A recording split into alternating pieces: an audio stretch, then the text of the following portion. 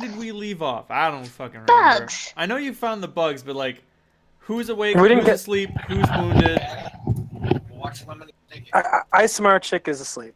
Okay. So is Rye. Okay. They were Oh, both yeah. raging. They both got knocked out. I am awake but injured. Holt's conscious, barely. Well, that's good. This all counts. Oddly enough, I'm not really very hurt. No, you really didn't get hurt in that giant exchange. I think you took some damage from a tidal wave of blood, but that's about it. Yeah, I'm down 10 hit points. You know, sometimes that's the glory of not being, you know, a gigantic melee mashing fighter. Brick shit tank made out of armor and hit points. All I had was hit points. Exactly. I wanted to let you know that they go far, but only so far. Mm-hmm. Point taken. That being said, how wounded are you? Oh, that's right. I also did I think I did a pretty big vampire touch. I forgot about that. I'm at 5%. That's the big one. What was that? 5%. Ooh-hoo-hoo-wee. I'm at 14 hit points out of 77, so, you know. Oh boy. All I'm right. okay. I'm fine. Yeah, I think you guys need vampiric touch too. Everybody needs vampiric touch. That's only because you got healed. Correct. That heal spell, though. How many? Oh my God, Molly! How many did you hit points that you think that it healed? You were like, yeah, it goes 48 plus 20. I'm like, no.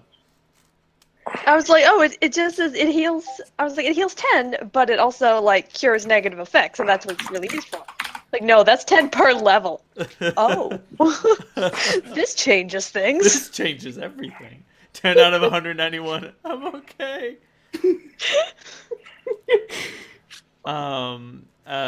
So the Exemius is like, Holt, do you want to carry Vindrez? One of the bug boys volunteers to do so. If nobody volunteers to carry Rivo, the bug boys will carry Rivo. Toby would probably volunteer.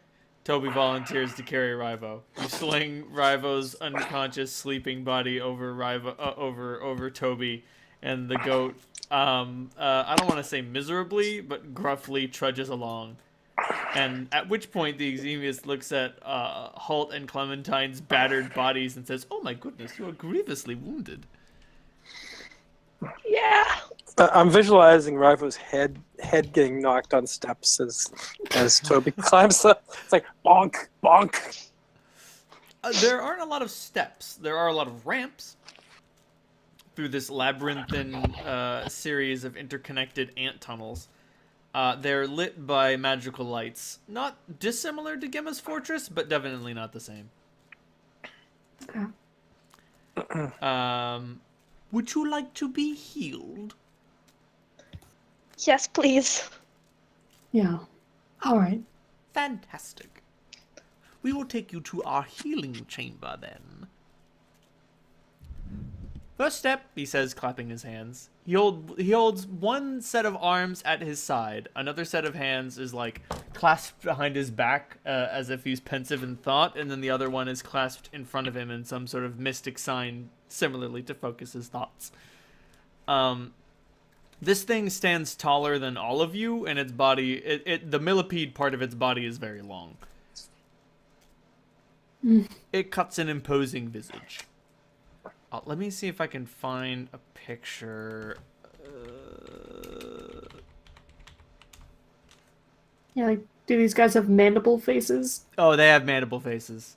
Oh, great. They definitely have mandible faces. Oh, man. Any Thrycreen over here? Oh, fuck no. yes. These things are rather Thrycreen inspired, but they have issues. Oh, man, I can't. I always like Thrycreen. Thrycreen are great. Are you familiar with the punishment Thrycreen? No. Hooey! My buddy Ross created an NPC who is just like a random bounty hunter known as the Punishment Thrycreen. And he's a Thrycreen with four spike chains of speed and bleed. basically, So he's a weed whacker. he's a weed whacker. He doesn't do a lot of damage, but eventually he just hits everyone a bunch of times, and then they just bleed out. It's disgusting. Man, I cannot find what I'm looking for. Somebody drew some like photorealistic Homestuck art of the chess people, and they're all carapaced up.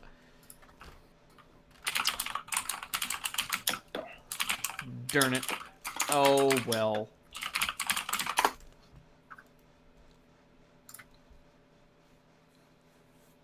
In any event, Is he wearing one of the ones wearing people?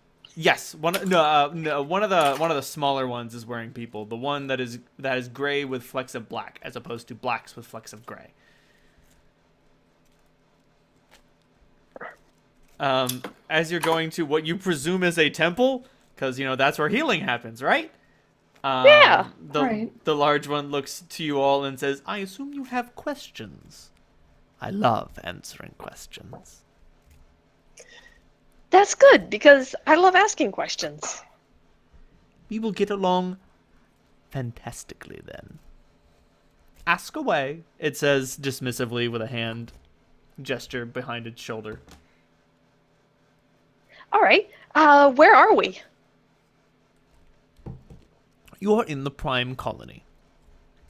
After our civilization met a series of small, very well then, gigantic setbacks at the face of a long series of incredibly failed conquests, we were reduced to a disparate few flying around the multiverse, and then we were visited by the Dragon King. He brought us to a new world where we were free to multiply. Then a bizarre confluence of red and blue mana struck our mountain home, gave us the ability to fly and additional insights, and inspired us to take our mountain beyond the stars. Really? Yes, really. When you say you're a mountain, Oh, are you yes. referring to where we are now, or are you referring to where we just came from? Both, but no. In this instance, I am referring to the mountain that we are currently in. It's no longer a mountain. It's more like a floating, space-borne continent.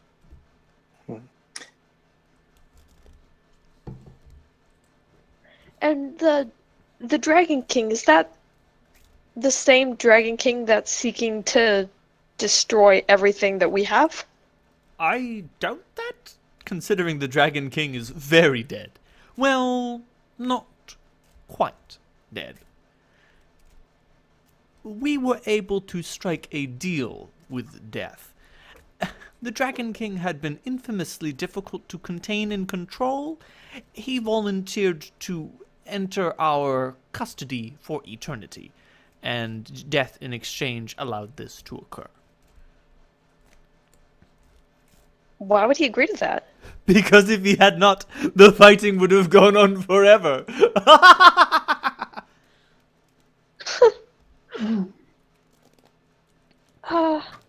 You do not understand. The Dragon King had a particular disdain for the undead.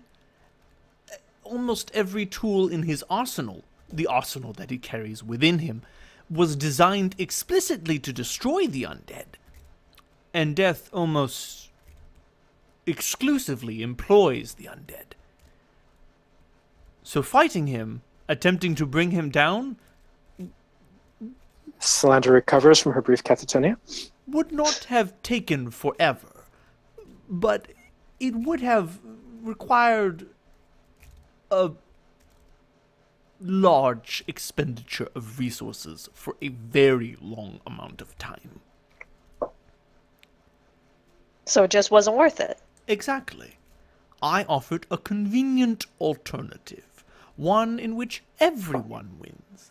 The Dragon King is still among us.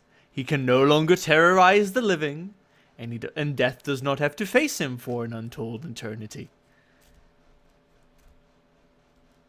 So, no. I do not believe it is the same dragon draconic entity that you say is going to attack your city. I hope not. I would find that to So- be very unlikely. Impossible, perhaps. Maybe, though. I don't know. I've kind of had to reevaluate what I think impossible means. As have we. Perhaps you should speak to him to gain further insight. Oh, we can do that? Yes, that is why we kept him here, so that we would have his guidance to carry us on forever. Clementine looks very excited about that prospect. It is something that we do to the most honored of us, and those who we meet. If you prove invaluable to the Farron species, you too will be given the opportunity, should you desire it, you may always say no, to be immortalized in crystal.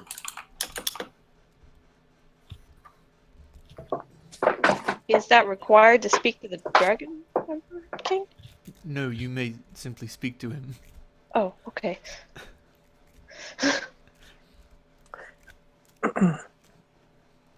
Does the Dragon Emperor, your Dragon Emperor, have another name?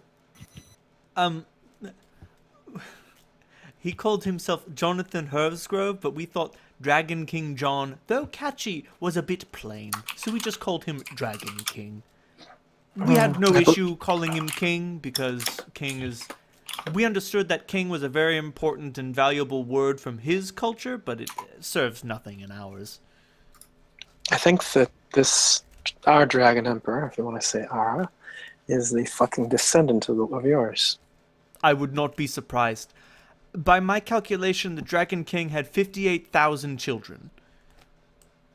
Oh, Spread across the multiverse, or just in this one world? Just on one plane. It is Fuck. not yours. He had many concubines and was alive for a very long amount of time. That being said, I cannot say how many of his children he killed. He put an open bounty on his own throne. Any who slayed him would be able to take it. None did. Charming. Just fucking charming. He considered it sporting. He was a very bored man. So where do the fucking gods fit in all this? Deities are nothing more than hyper-powerful entities flying around, drawing on worship. In the same way that you draw Obviously. sustenance from food and water, they draw sustenance from worship. Yeah. Figured that out a while ago. Good. It's so difficult dealing with theistic tourists.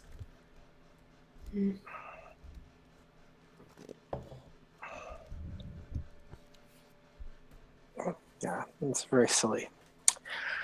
I Where do they wouldn't fit say in all this? silly, but definitely overrated. You mean your gods? I have no idea. What? Who are they? Is it some sort of horned goat creature with a large fiery sword and whip? That one seems to be very popular. We're under the at least from what we have heard, and I look over at Clementine somewhat skeptically. We're under the impression that you actually did some work for one who calls himself the Creator. You'll have to be more specific. He has 4 spawn: Kira, Gemma, Marduk, and Dogo. Well, maybe Dogo isn't a spawn. I don't even know if Gemma's a spawn. I think that Marduk and Kira are the only ones who claim to be directly related to him. Or it. I think it might be an it. Please, you must understand. We have been to quite a few places. Could you be a little bit more specific? Do you want me to draw you a picture? That would Place is be called- fantastic. I don't know if Septemport means anything to you. Unfortunately, no.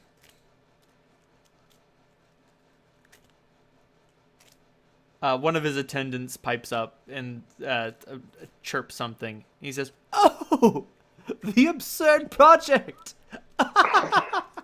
Sorry. Yes, we did build the inner and outer structure of that mountain. Out of what? Stone, earth, large, small rocks, gems, and all manner of bizarre salvage technology." And why was it an absurd project? It's simply the timetable involved. You must understand. I may be long-lived, but waiting 900 years for a wish machine to work, it just doesn't seem worth it.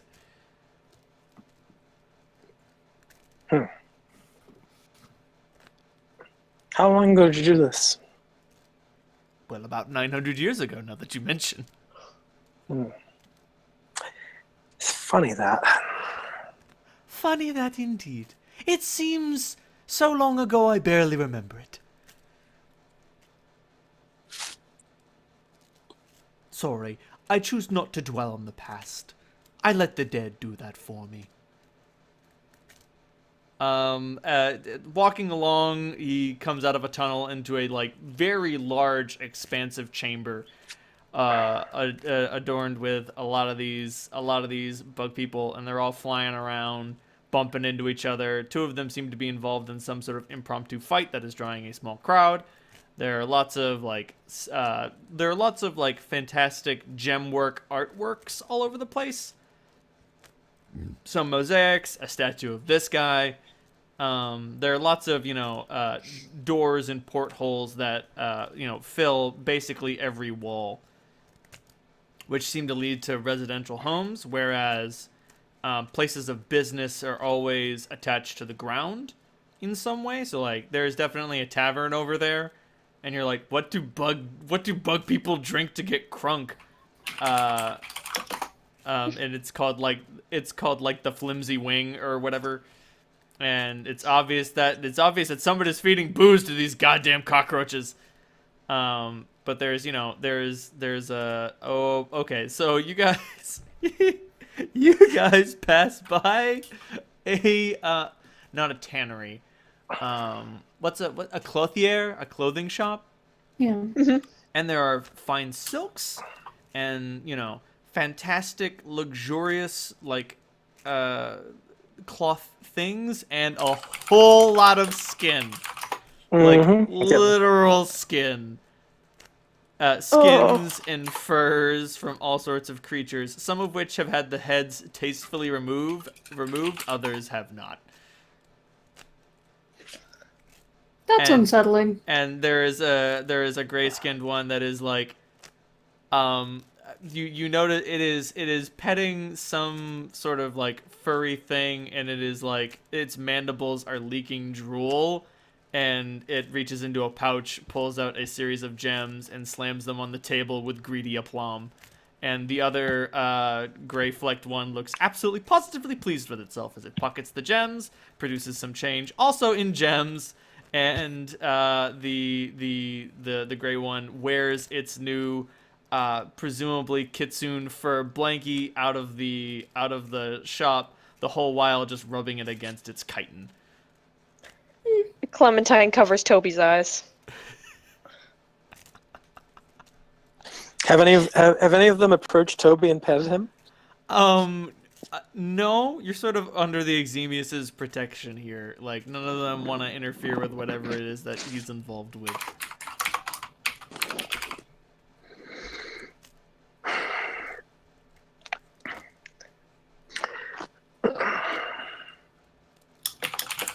So the truth of the matter is, Solandra's a little bit flummoxed by the fact that this is fucking happening. It's not something that she was expecting to be doing a few minutes ago. So yeah.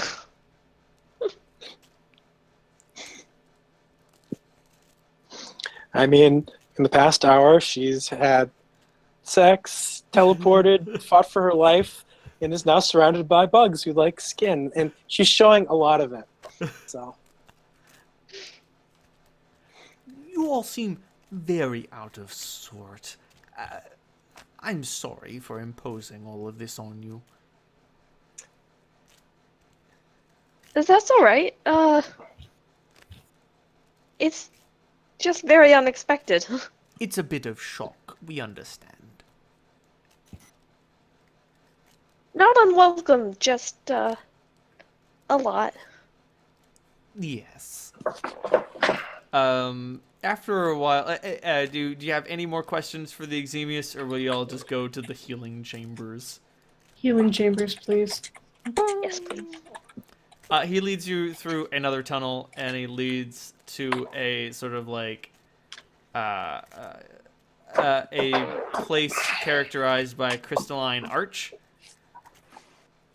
and some of the bug people come over, and a lot of the black ones with flecked gray.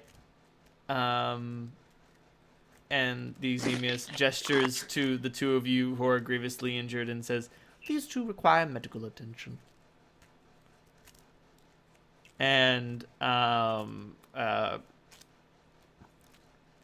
are two of them. There's a gray one and a black one. Who's going with who? I'll go with the gray one. We matchy. Oh, you do matchy. Yeah, the gray ones seem to like the soft skin, so you're probably okay. You're safe, or safer. I would like to Unless he not needs be some, parted from Vendrace, Like- if that's alright. unless he needs some like hardy, tough clothing for work clothes.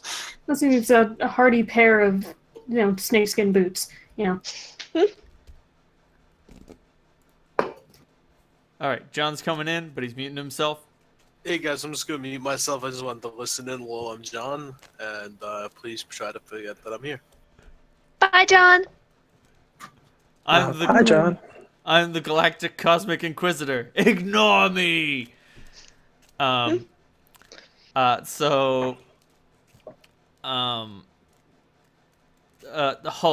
your experience with the gray one. Okay. So he takes you in to a steamy chamber and just asks, "You like the heat, yes?" Yeah, Good. it's nice and comfortable. It will exfoliate your skin, which is good. You're wearing robes, right? Yeah, Yeah. He's like, "I will need you to disrobe, please." I do so. And so, like, the large set of arms start working some sort of divine magic on the wound and closing it up pretty good. And the tiny set of hands has a small needle and thread stitching it up quickly. That being said, the creature... what would you say is the texture of your skin, Holt? Scaly, kind of crocodile-like in places. Ooh, like a reptile. I swallow hard, and I'm not a reptile. Are you not? No. You are not cold-blooded, then? No. Curious. The Exemius finds so many strange things.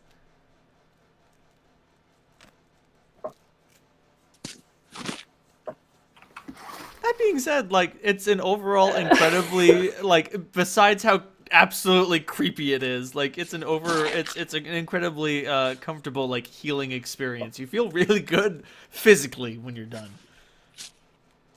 That's good. He definitely was a little creepy. Meanwhile, Clementine. Making friends. This guy takes you into an astonishingly bloody room. And it just looks at you and says, "Lie down and strip!" Okay.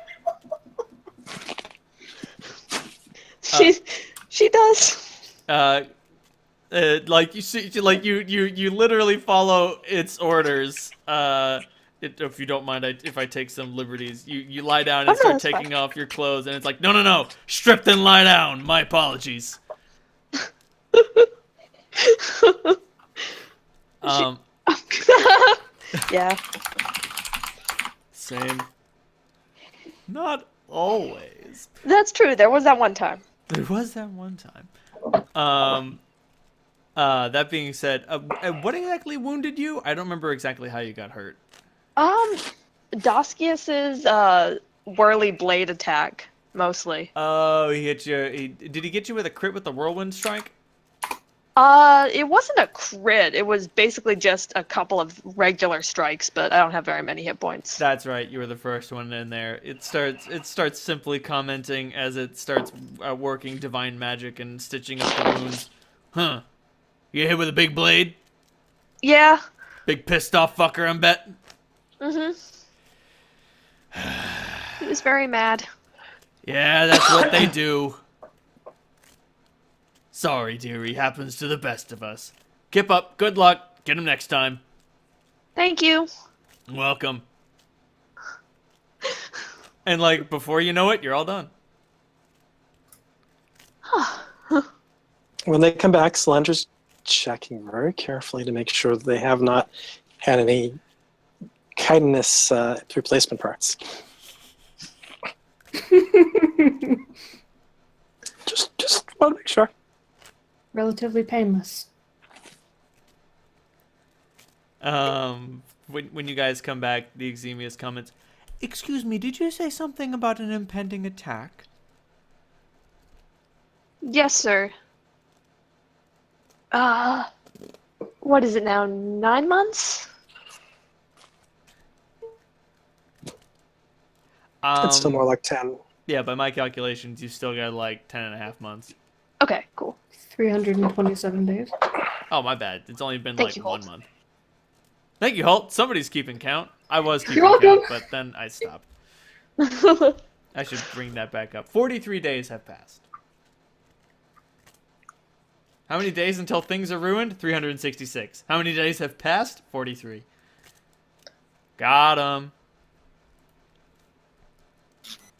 That's the amount of time that we have until this emperor attacks us and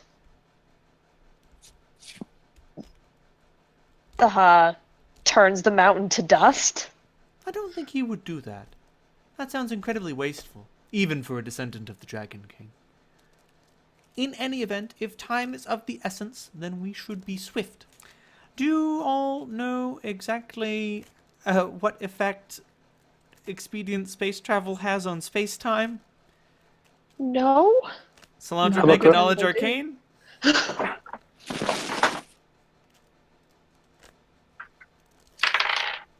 Oh, sure.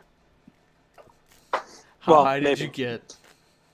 All right. What's my knowledge? Okay. Like, if you want to know everything about this, I'm talking like you're going to need to be up in the 50s. No, not in the 50s. 39. 30, wow, actually, you know a lot. You start thinking about it, and you're like, well, I mean, I know the theory. I mean, yeah. it's I didn't think the practice was possible, but it's fucking interesting theory. It's probably something you and Grub have like spitballed about when you're both drunk. Oh. Basically, Well, no. Grub wants to actually do some experiments around this, and they're fucking terrifying because I think they might accidentally rip the entire planet apart. So I don't want him to be fucking doing those experiments. It's okay, I'm just going to make a tiny device that sends you back in time at the rate of 1 second to 1 second. No! It's very small. You can fit like a tiny halfling in there. No! In any event, Solandra... We only know one tiny halfling, and she causes enough fucking trouble as it is. Also, Clementine's not that tiny. She's a pretty big halfling. Let's say Clementine true. is a big halfling. That being said, Solandra, you are aware that the faster something is going, the faster time goes for things that are not that thing. Yep. So the perception of time seems slow to us, but time is moving fast elsewhere. Exactly. So even though things are moving at normal speed here in this colony, when you guys get back to Septemport, more time will have passed than is here. Fuck. That being said, the Exemius comments, you would have to stay here for a very long amount of time, for 11 months to pass, but we should probably keep things brief here. What do you know what the time dilation ratio is? I'm sorry, I don't. We don't know exactly how far away from your city our mountain is. We would need to know that to even begin counting. Yeah. I look over. Grub's here, right? No, Grove is not here. Oh, that's right. That's right. He's on the. He took the He's ship. collecting the He ship took a ship. and our gear. Remind me to teach one of you guys a very important spell. I volunteer. I volunteer myself as tribute. The Xemius looks at Rivo and says, "Ooh, your friend appears to be having some amount of tummy trouble." Right, you all right? I'm gonna cast remove sickness. That's a spell you know? Yeah, it's like a level 1 or level 2 spell. He's looking at where he was impaled. Monster, go around. What happened? Has Ravo noted where we are yet, and what our company is like? Not quite. I don't think that's really struck him yet. Okay, I'm going to interpose myself between Ravo's eyes and Eximius, at least. The Xemius sees what you're doing and does his best to shrink down, and you'd be surprised, like, how much coiling can do to reduce this thing's stature. Rivo, I know you're not going to believe me, but all right, you're not hallucinating. You're not insane. What We're makes you new friends? in a fucking odd situation, and it requires a lot of calmness. You good with that? Just so you're not surprised, there are people that look like bugs, but they are very nice and very friendly. I just my eyes flick over to one of the gray ones wearing human skins, and then flick back to Rivo. Sometimes Clementine's assessment of things leaves me a little perplexed, but okay. Where's fucking perfect? She's not here. She left. He gets up to his feet. What the? Yeah, that's what I was trying for you not to see quite yet. Rivo, meet Eximius, who has been graciously hosting us.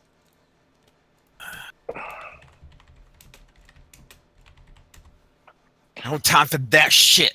I gave her the key. Fuck! Yeah, and there's fucking nothing we can do about it right now, okay? They may be able to help us find where she's gone or something to help us undo this. How the fuck are we alive? It was... It's all Clementine. She did something. And Well, it's all grub. I just hit the button that he made. either way, And You if got I'd us done out it a there. second sooner, we wouldn't be. Sorry. So...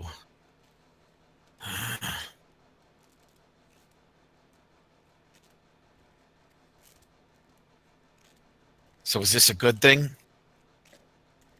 Yes. it's Right? a good thing. Yeah. Salandra is meeting your gaze, but she's not responding one way or the other.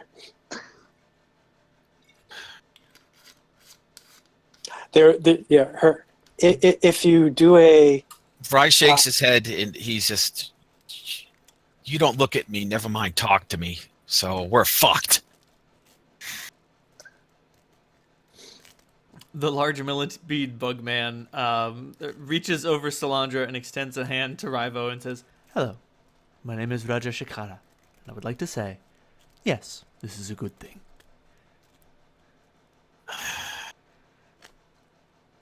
Have I seen anything like this in any way, shape, or form in the ring? Yes, you've seen a centaur before. This thing is similar in concept, but completely different in execution. Like, replace Is it- horse with millipede and replace human with bugman. That's not helping, Reno. Sorry. Is he speaking from a mouth, or is it telepathically? It is speaking with a mouth. It also has 6 arms. Are they insectoid or humanoid? They're actually quite humanoid. No, I didn't know that. Oh yeah, sorry. The large arms are humanoid. The smaller set of hands is insectoid. When you say humanoid, are they still chitinous? Yes. So I look over to Clem. She seems calm. I look down at Toby. Is Toby alarmed? Toby seems mostly okay. One of the bug people is looking at him, and you're not sure. You can't really read these guys very well yet. You're not sure if he's looking at Toby hungrily or if he wants to pet Toby. It's difficult to discern. Toby doesn't seem alarmed, so Toby, the ultimate judge of moral character. I kind of Yes. shake his hand.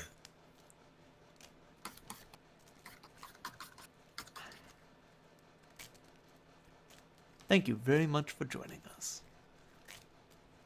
That being said, Vindrez also is starting to come to.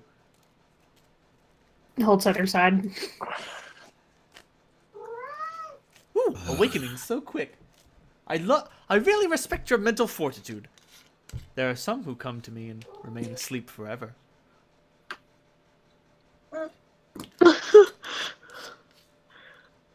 Ignoring Clem that. gives that laugh of I really hope that was a joke, but I'm not sure. I mean, Raja Shikara laughs at his little joke. I mean, he chuckles a bit, but like No, absolutely is not a joke. you don't know like where is the punchline? There's a punchline here. Where is it? There's a ground, Monty.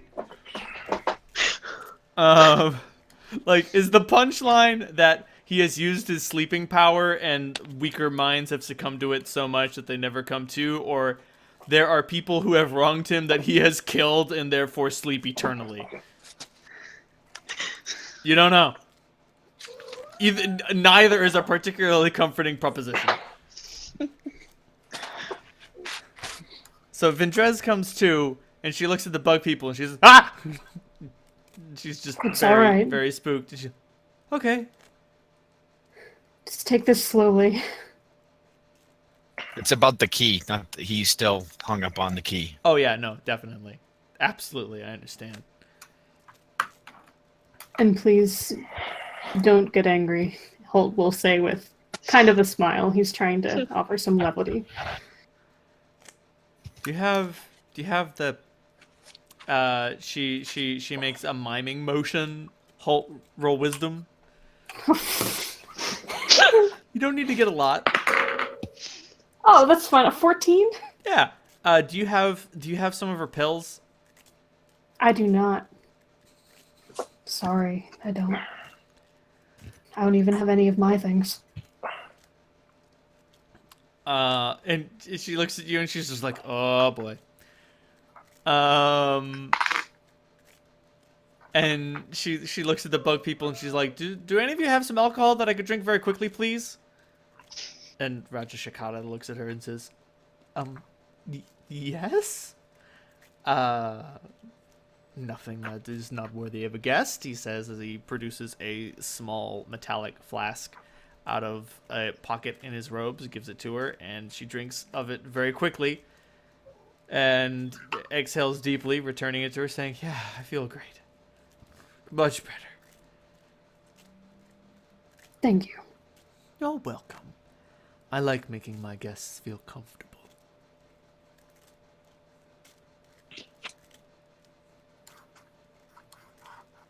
Okay, so giant bug people. Do you fill her in on everything that you know? I do, yeah. Okay. Giant bug people that are going to help us, hopefully. In a manner of speaking. You've got to understand. Unfortunately, there are a series of laws and bylaws that prevent direct intercession against your foe. But direct intercession is not always what we desire. We equipped your mountain with the same thing that allows our mountain to fly. If you were to be able to get into the inner workings of Septemport, as you call it, you would be able to find the ancient devices. If you would be able to awaken these engines, you would be able to send your mountain hurtling into the stars, or at least in a disadvantageous position for the Dragon Emperor to attack.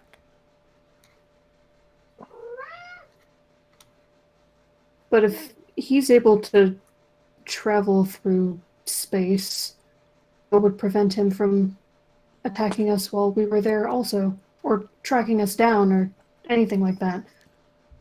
We don't know what we're doing. And it's certainly not going to stop him from attacking other places.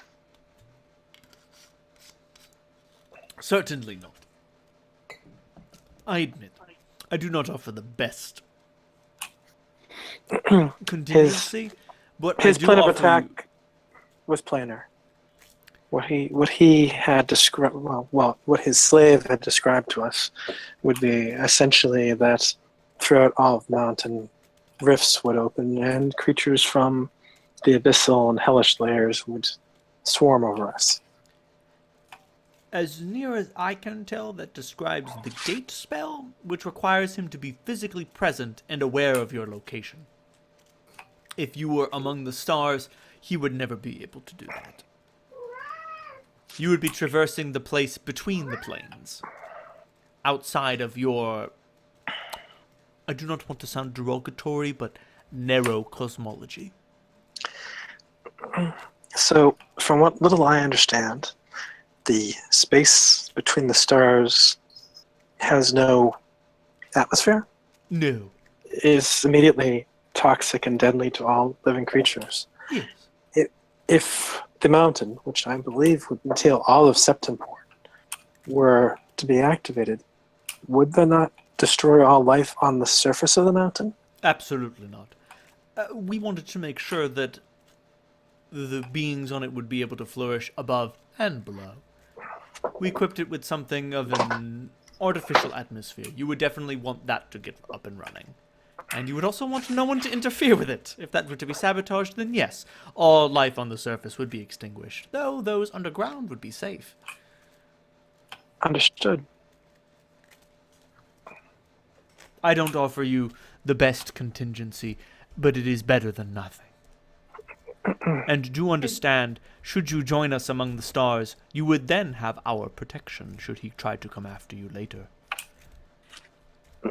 Not to be offended. You notice that you've never seen Salandra be as polite to anyone before. You've never seen Salandra be polite before. She is fucking terrified of this guy. Not to be offensive, but what recompense would you be looking for your assistance? Oh, no offense taken. I could think of nothing, really. Quite frankly, the marvel of engineering that is Septemport is enough. To know that it joins us among the stars would make me happy. Besides, it was already bought and paid for. By the one we call the Creator. Yes, more than half an ocean's bounty for our work. Do you have any idea what we can do with that much salt? You have no idea what he can do with that much salt. What can you do with that much salt? Let me find the what's the Holt asks without thinking. Let me see if I can find the clip. Here we go. Oh, I Click the link. know lots of things. And to be specific, Salandra's not terrified of this guy because she thinks he's evil. She's terrified of him because he has, at least from what she can see, enough casual power to kind of exterminate us without thinking about it. So, This thing is definitely powerful. You all succeed on your sense motive rolls. Oh damn it, what's his name? Raja Shakara is like stupid strong. Not necessarily physically, but definitely magically. Psionically, maybe? But yes, he gives you the whole. You ask him, what can you do with that much salt? And he gives you the whole lots of things. Okay. All right. I'm glad you got your salt. You sense the weight of the staggering implication, the staggering weight of the implications, but you can't get it. No, I can't. I'm sorry, Holt. You don't have enough intelligence to know what you can do with that much salt. I could have 20 intelligence and I wouldn't know. You as many wouldn't know things. what to do with that much salt. But if he's pleased, then I'm pleased. He's pretty pleased with himself. He's Okay. generally pretty pleased. He doesn't get upset. You get the distinct impression that he's not the kind of guy who gets upset, at least not very often. He's the kind of guy who gets disappointed. Like Captain And- Picard. and then people might be disintegrated. And then people might get disintegrated or be put to sleep permanently. Or trapped in a crystal for the rest of eternity. Great. In any event, you have all been patched up. Where to now? Where next on the magnificent tour?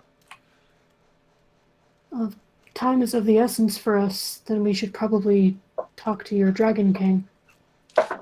Understood. Very well, then. If you wanted to... Allow me to extend the services we provide. We have many gifted, powerful craftsmen.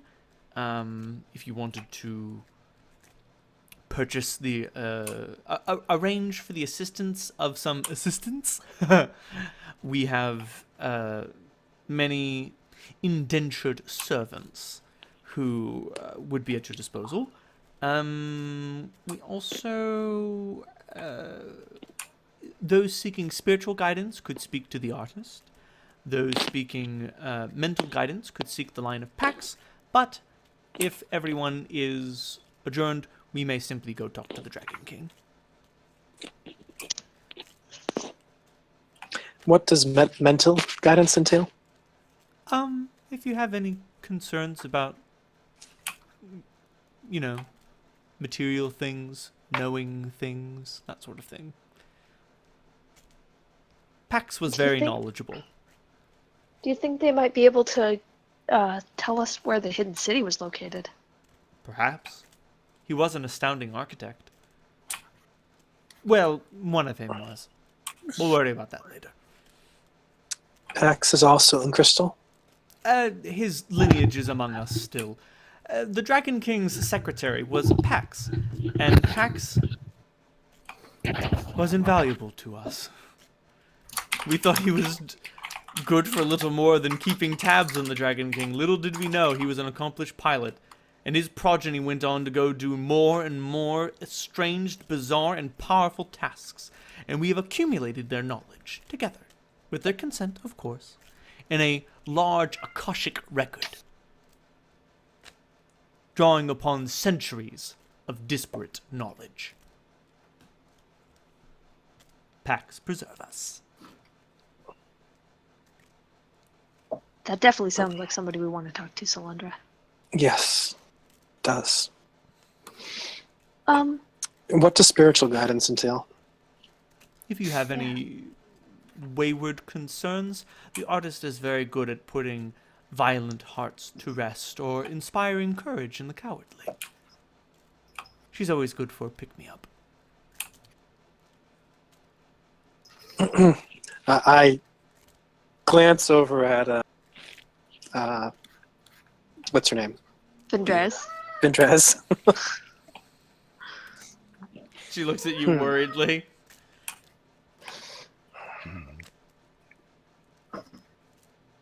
When you mentioned quelling angry hearts, Rival shrinks. Doesn't want his quelled. Yeah, I didn't even look at Rival when that came up. I know better. Pardon me. Ventrez, on the other hand. She needs some anger management, boy. Pardon me. Sorry, I should get introductions out of the way. I am an Exemius. We are Farens. The grey ones are Largators. The black ones are Pugnators. Those who have flecks of the opposite color have undergone the cusp. Those who have not are yet young. All right, I'm confused now. I thought that you said Exemius originally, but then I thought you said Rajesh Shikara. Is that a separate? Are they two different entities? Exemius is his species. Rajajakara is his name. Ah, got it. Sorry. That makes more sense. Thank you. He explains, like, the basics, just like, there are female Pugnators, there are male Pugnators, there are female Largators, there are male Largators. And he says, the Pugnators like fighting, the Largators like thinking. Are the Pugnators the ones that we wearing skin? No, the Largators were the ones wearing skin. Oh. They're astonishing hedonists. Rajashikara goes on to say, like, you ask, wait, were the Pugnators wearing skin? And he's like, no, the Largators tend to be a bit hedonistic. You've got to understand, chitin is an unsavory material. They prefer softer things like skin and fur.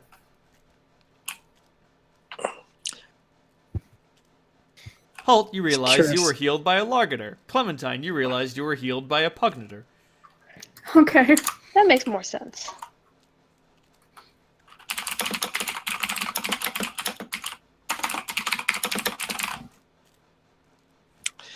Well, I Where'd do you get your feel. skins? Oh, we generally get them via conquest. Okay. We should not let the dead go to waste, after all.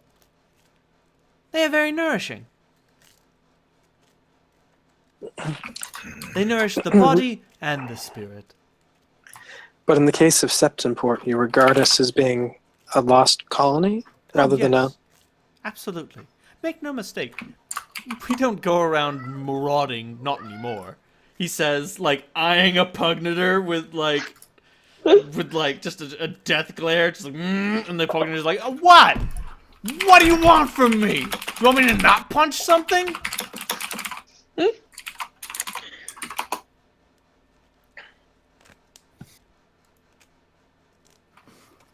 So many leggies. I didn't feel like drawing them all. Cut me a break. He's so cute. Like, you're so close to what I'm going for, but, like, it's a slightly more humanish face. Oh, okay. But that's Cap the player, the monster fucker, you know. Right. All those filthy monster fuckers going to watch Venom.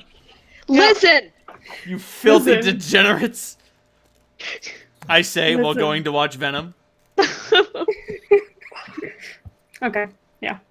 But Cap and I have a lot of complicated thoughts on this, so... Mine aren't that complicated. yeah, that. I mean, basically on, like, the way that the gaze of the genre of the film invites us to want to fuck Venom. It's like, you don't show that slow-mo tongue without thinking, oh yeah, someone's gonna find that hot. That's fair. You realize that 4 render passes, at least, went into compositing the drool and such. Somebody took too much time. They must have. They've got to know. They know. They've got to know someone's gonna want to fuck that monster. I will not be interrupting. They while even you're cast in your Tom game, Hardy. I but, mean, if the monster didn't convince you, then the lead actor will. I'm gonna So- announce now that I don't want to know Big what you guys dogs. thought of Aliens. That's all I have to say. I just don't Dave, think I do need not to know this. Don't ask questions, you don't want the No, answer. you know something? I can see the writing on the wall really, really clearly.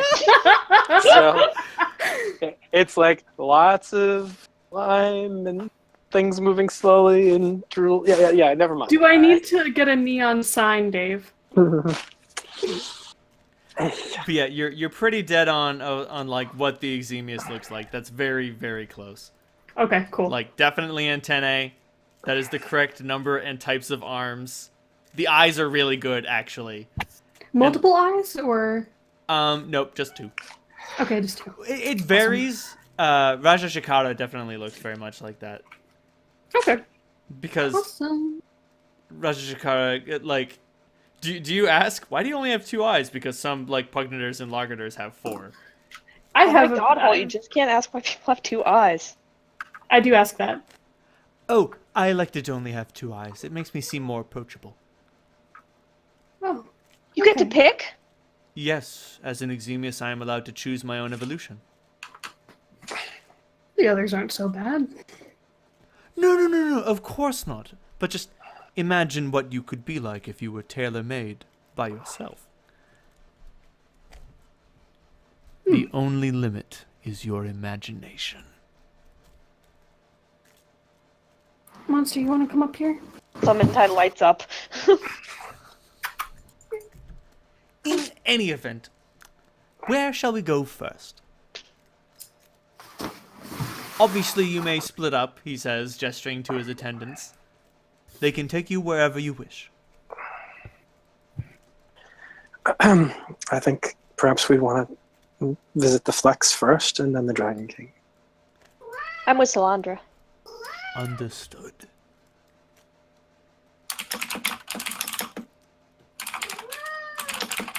Monster, why are you here? Raja Shikara leads you through a long series of tunnels with like more open spaces, lots of bug people, flying around, fluttering about, walking around, trading, fighting, chatting. Nothing much to report. It's like a city except cockroach people. There's also like And a it's whole. it's all like dark and underground. There's no windows. I'm about to say, that's the other thing. There are no windows. There's no windows Okay. to the outside world. You don't know how deep within the mountain that you are, but you get a distinct impression that like you're in it to win it. Very. And he leads you to a chamber he leads you to an area which is adorned by another crystalline arch, and inside there are thousands of cockroach people in various states of like wound and injury, entrapped in bizarre crystalline structures. Like there's one that's just like a floating head. There are a lot that are like just sort of all together, but for the most part, most of them have sustained some sort of incredibly grievous injury in some capacity. Like one of them's just like half a torso with one arm attached to it and the head intact. They all still have the head. A couple of them are just like, a couple of them are just like piles of dust or slime. Are you using each individual brain as some sort of colony? Basically. Hive mind? Exactly. Normally we would frown on that sort of thing, but Pax agreed to it.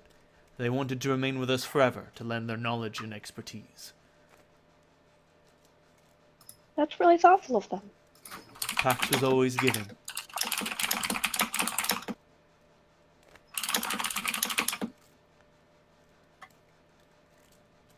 In any event, what question would you have for them?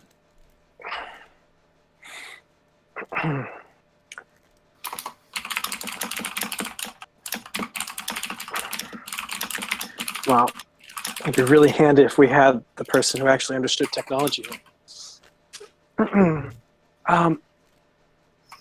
Should we ask them, or can you provide us with information about how to activate the Septemport and not kill everybody on it?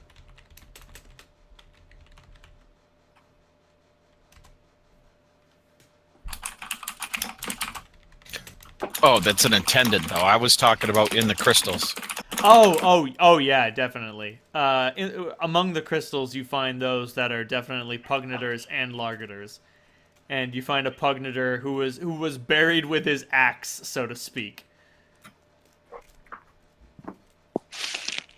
I reach out and touch it. You touch the crystal and you hear a rather gruff, "Greetings, warrior."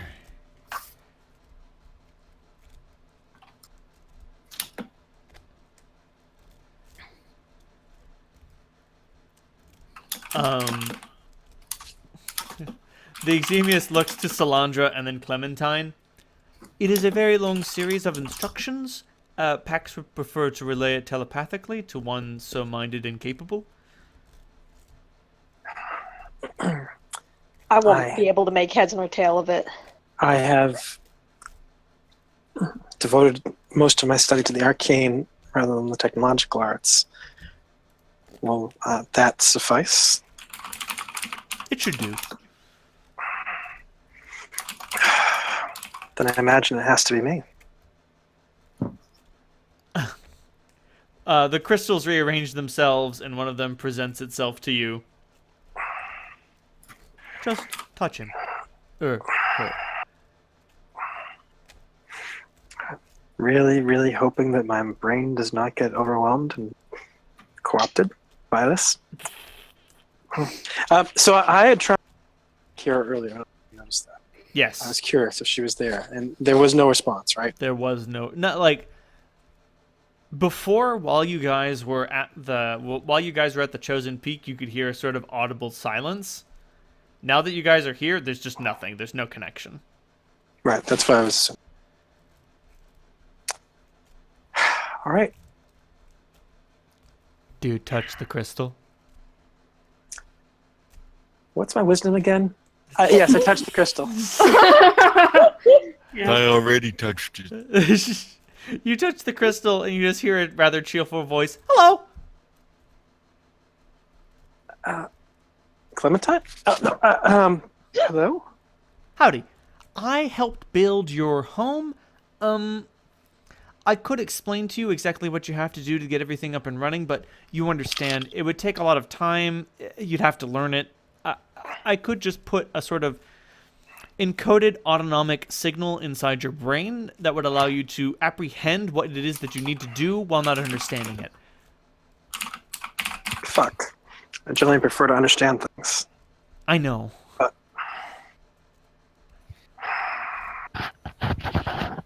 So, all right. I mean, if you want to take the time to learn, that's no problem. We've got time. But we don't. I'm sorry. How long would it take to learn this stuff? It would definitely take a couple hours. You ever crammed for a test before? Of course. It's like that. Crammed for a lot of things. Might want to take notes.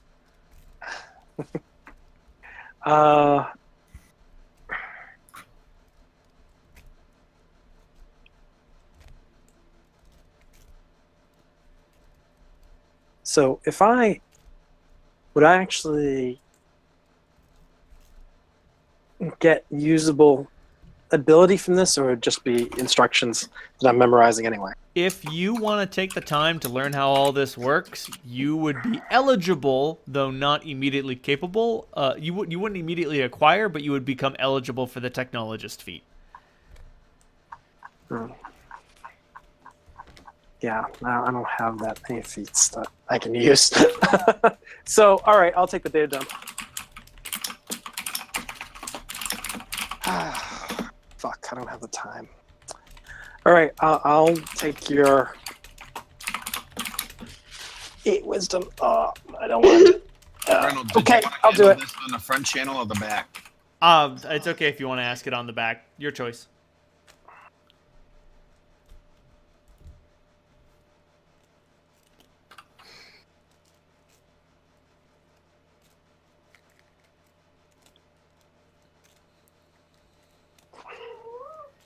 I'd look around. Is there cog work? Well, there's no cog work here, right? No. He's talking about something you don't necessarily understand.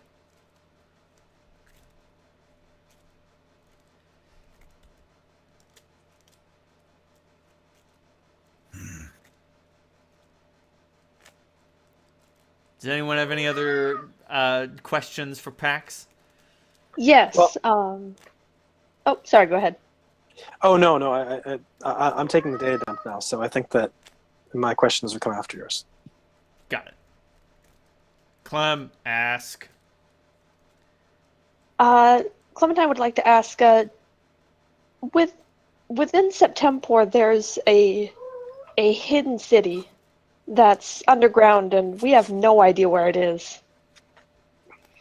Anyone have any ideas? You find another architect who speaks gruffly and responds, "Yeah, there are a lot of tunnels built all over the city, often in hidden places. You might be able to find one in District 3 off in the east. There's one in District Alright. 6 somewhere. I don't fucking remember where, sorry. The most were in District 4. We put them right in the center, the equator. We figured that'd be the best. Alright. You just need to Thank you. keep going down." So the hidden city is as far down as possible. Yeah. Okay. Thank you. No problem, That's a- small one. That's a really good start. Thanks. Can I ask you one more question? Sure. What was your favorite part to build? Definitely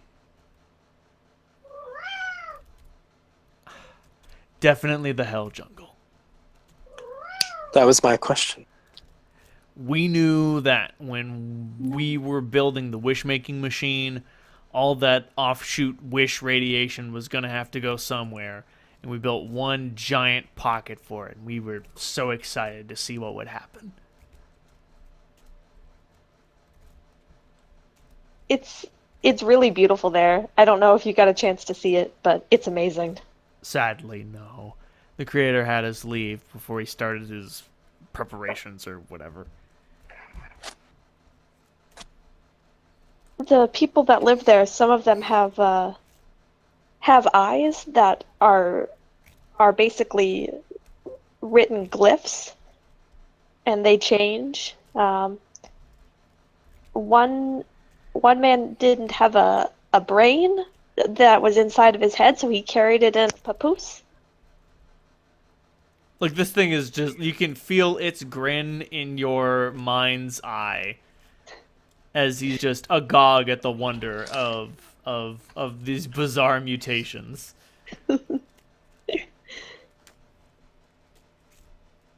Is this conversation happening telepathically? Everything that comes from the crystalline entities is telepathic, but you can speak to them normally. Oh, okay. So unfortunately, you're only getting one end of the conversation, unless you grab onto the Pax line. Catch a Pax!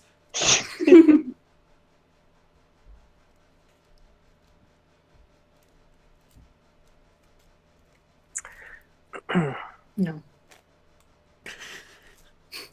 I've had enough voices Paul's in like, my I'm not head. it. So, once I have the data dump,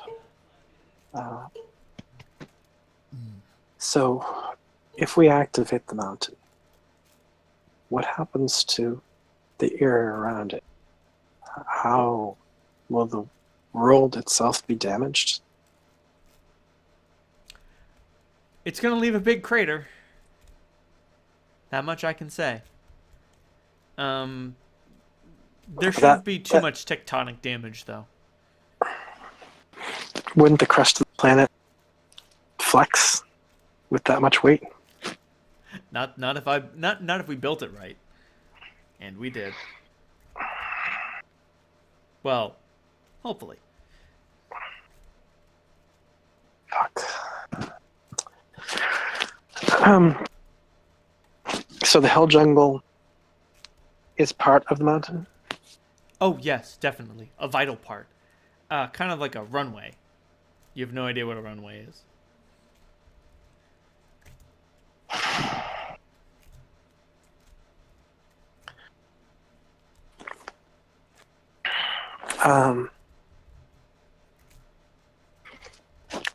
The dragons would have been after your time. Oh no, they were there. Yeah. A shame what happened to them. Are they just imprisoned below the city? In a manner of speaking. we kept an eye on them. You know, we like dragons. John was our best friend. Yeah, they got driven underneath by superior firepower. Still, you can't keep a dragon down. That being said, those weren't real dragons. They were just giant lizards. Once you meet the Dragon King, you'll understand. What happens if we launch to them if we launch the city? Well, I mean, they'll still be underneath. They'll just be really confused.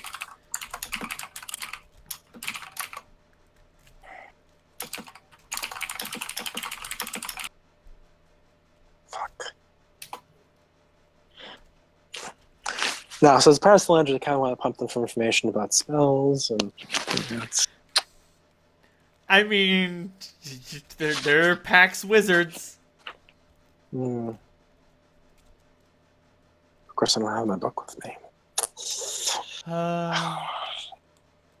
The sigh.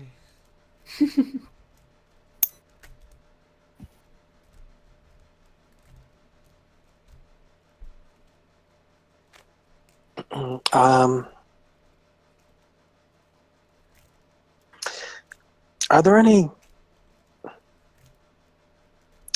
Well, all right. Again, I know this stuff mainly from the arcade. But are there any master passwords? Any keys beyond the ones we're already familiar with? But anything that we can use to get access to parts of the mountain that might otherwise be restricted or protected from us? No, the creator was very stringent and restrictive with how it was that you would be able to enter his chambers. So architects frequently leave back doors that are not on the blueprints. We did not leave any back doors into the creator's chambers. That much I can rightfully say. That being said, there are a lot of ways into the Lost Underground, and his chambers are Right. deep within. That's more what I'm interested in. Not necessarily his private quarters, but in order to get to his private quarters, we're going to have to get through a fucking labyrinth. And anything that can help us get through that would be useful.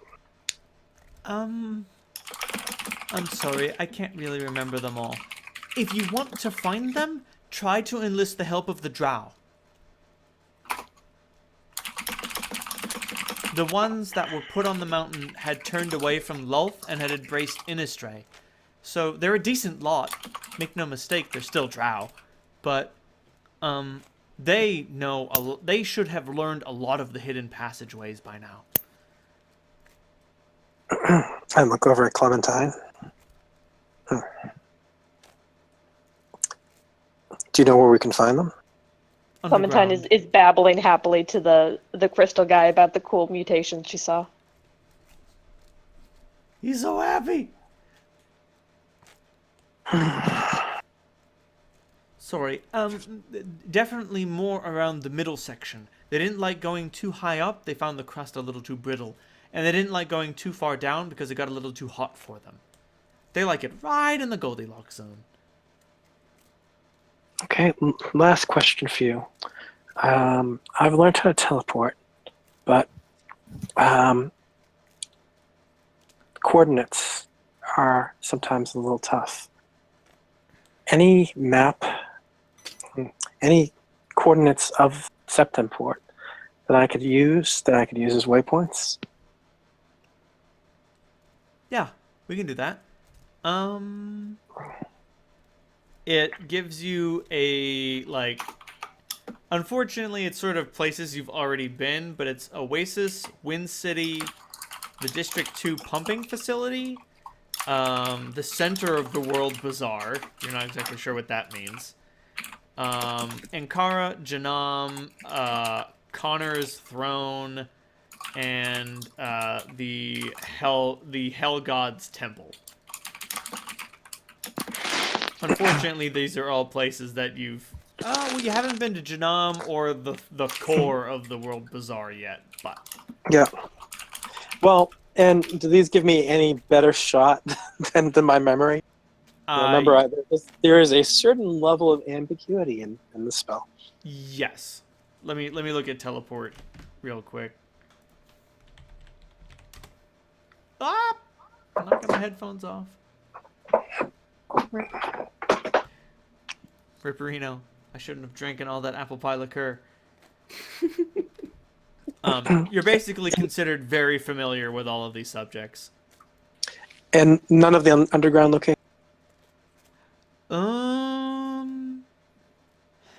I can bring you to the front door. They were very particular about Marduk's city remaining hidden. And, like, you can hear the finger quotes around Marduk. Mhm. Just like, Marduk's hidden city. Ugh. Unfortunately, at that point, you'll still have to get it open. But, I mean, brute force, totally usable in this situation. We've got some of that. Salandra was amused by the whole finger quotes around Marduk. All right. Well, thank you for being a wonderful repository of information. We are the line of Pax. It's what we were born to be.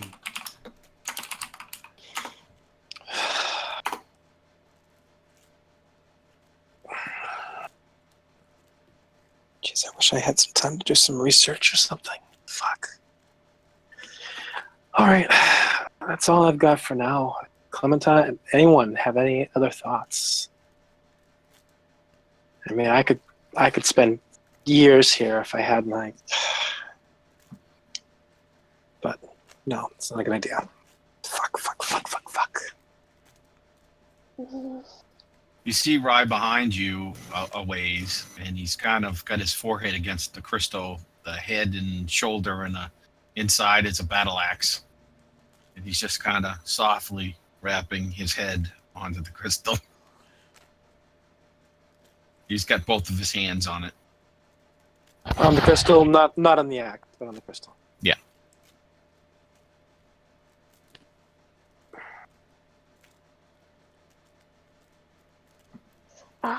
Is Is he okay? something, Raja Shakara, it looks at Jerivo. Is something troubling you, Master Barbarian?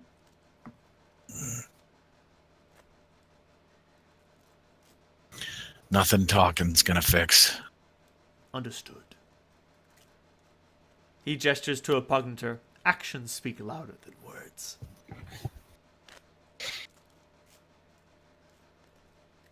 One second, I gotta piss. Good luck, have fun. It's just unfortunate that when the talking stops, so many people need to die. Is Riva going to fight a puglet? Did I misread that? No. No, he's talking to one. I found a Clem picture. Oh, yeah.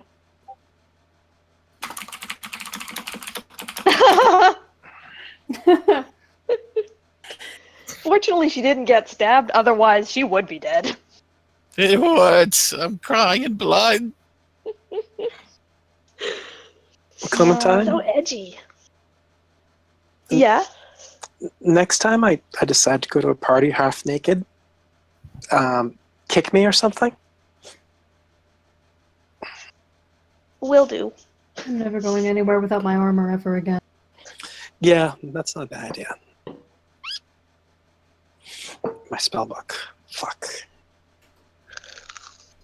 You think Grub would have been smart enough to, He's Yeah. he's smart enough for just about anything. Now, if you ask me if would he have the common sense enough to do it, that's fucking a different question. But he does know that I'd cut his dick off if he doesn't. So That's a good motivator. yep. What common sense? Common sense about what? I said No. he's definitely smart enough to take Salandra's spellbook, but his common sense, that's a little bit dicier proposition. But he does know that Salandra will cut his dick off if he doesn't. This is true. Hmm. Do I leave it in? Do I leave it there? Or do I pick it up? Do I leave it there? Or do I pick it up? Your dick is on the line, buddy. Well, I mean, like, Salandra might get upset that he picked up her spellbook.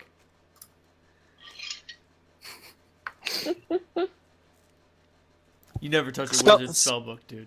spell books nowadays. Right. And what would Tyler Durden do? Burn it all down. So Raja Shakara looks to all of you and says, "Now then, where to next?"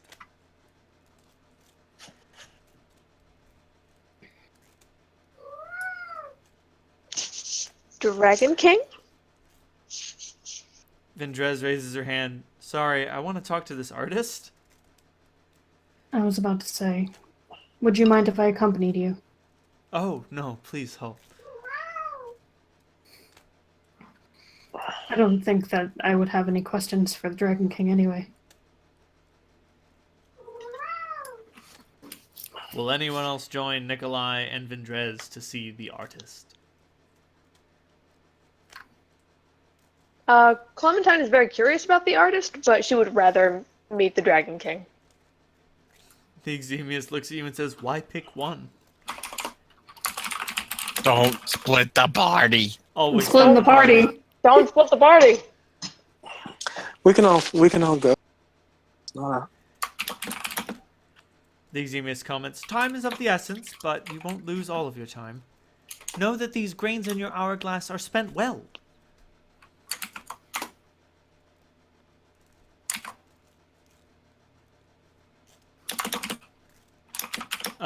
He leads you not too far away, actually, to another crystalline chamber. Inside, mirrored 1,000 times, is... Oh, before we leave the packs, Ooh. there's one other question that Salandra. I have to ask one more question. The Exemius gestures to the PAX collective, just like, "Go ahead. This is what we do." Is there any way to trace the keys?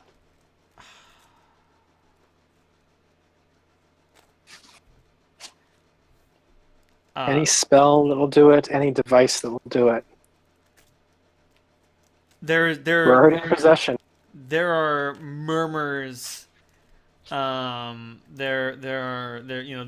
are murmurs among the collective.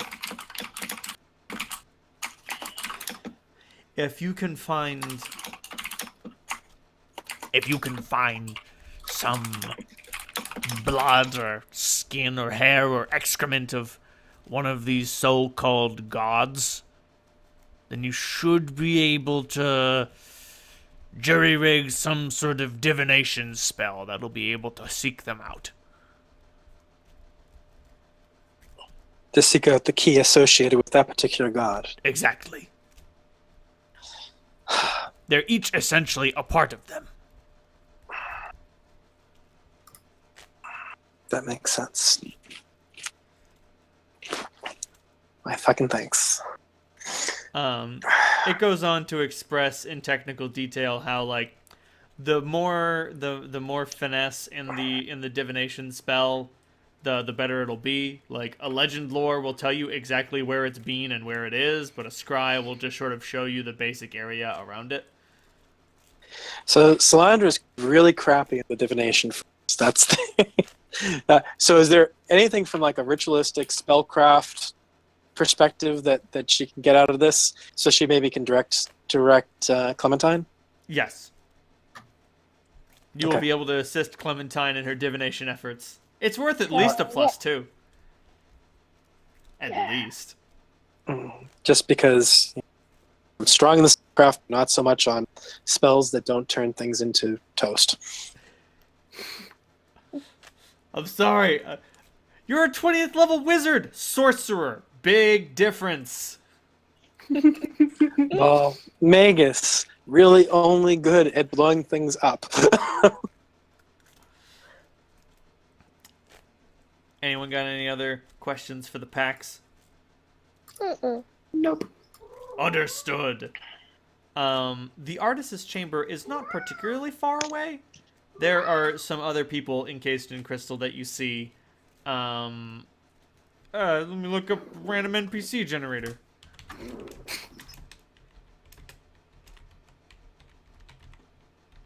There are some other, like, pugnators and largators here and there. Nothing particular of note. There's a tough guy in one. There's a lady halfling in one who's extraordinarily old. There's Any the skin art? the male human has got a lot of like really simple tattoos. They tell a tale, and the tale is simply, "I'm a badass. Don't fuck with me." Tell. And then there is a female half-elf noble of some variety. She also appears to be entombed with a ferret and a lot of jewelry. So this is the artist chamber, and these are the occupants. No, these are just like other chambers that you see on the way to the artist's chamber. The artist's chamber puts the rest of them to shame. Not the chamber of Pax, mind you, but like the other lesser entombed. Hers is like entirely made out of the crystal, reflecting 1,000 kaleidoscopic images of her own whirling crystalline tomb, in which she is perfectly preserved, wearing the wearing the robes of some sort of theater actor, with a book in like her arms splayed out at her side, one holding a sort of bizarre mask, and the other holding another sort of bizarre book. She is just an incredibly striking elf of some variety, bearing vaguely Asian features.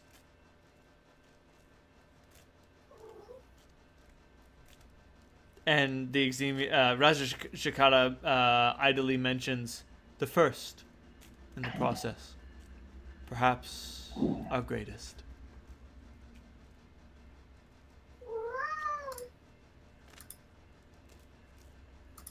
You may each speak to the artist only privately.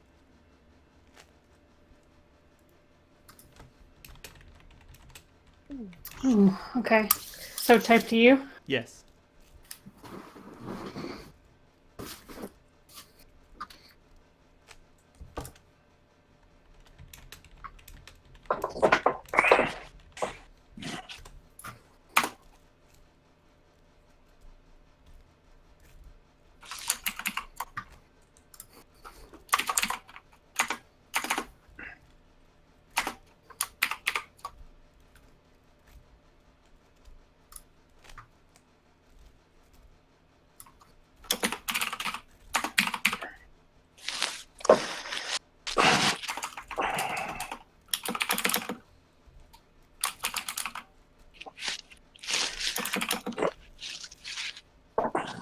I look over at Holt is the one talking now, right? Yes.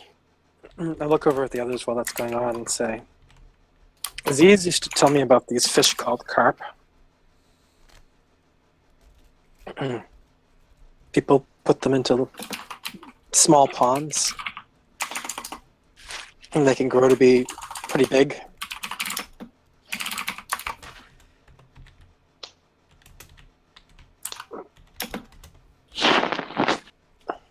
But there's a limit to how big they can get in the fucking pond. And so sometimes people dump them.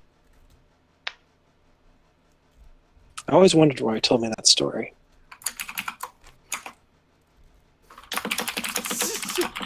And now you're.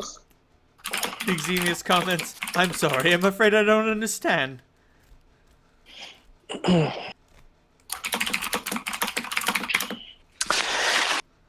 Well,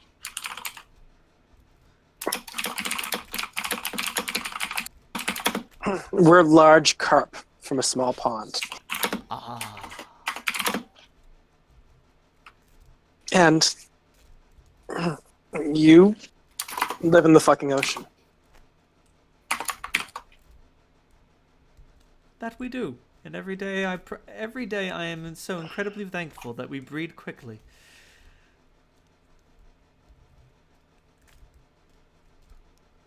I may seem self-assured, but make no mistake, we've seen our share of hardship out here.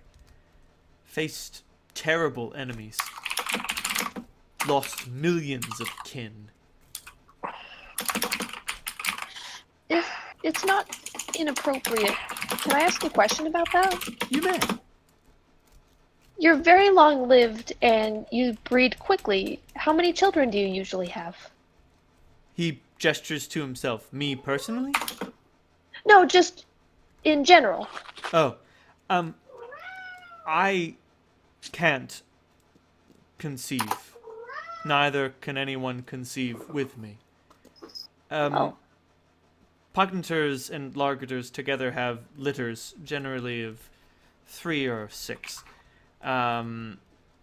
They mature at the age of 5 years, and they reach adulthood. They reach adulthood at the age of 5 years. Wow.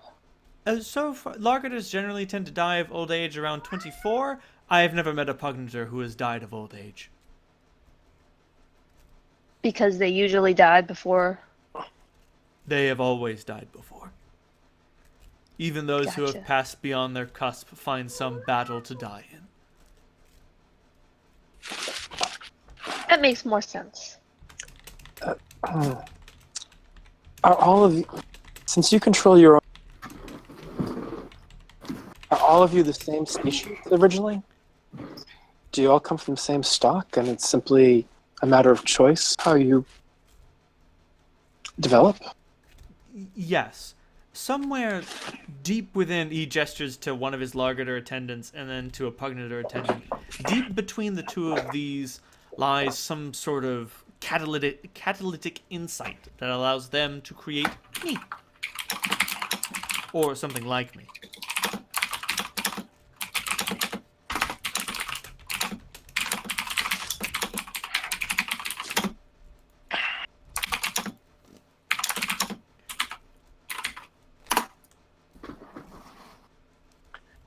Thank God for all those fucking late night conversations with Grub. Hi, monster. And I just look, how the fuck is he not here with us? He would be, Losing his mind. his brain would fucking explode. And maybe it's for the best he's not here. Yeah, that's dying for what you love in this case.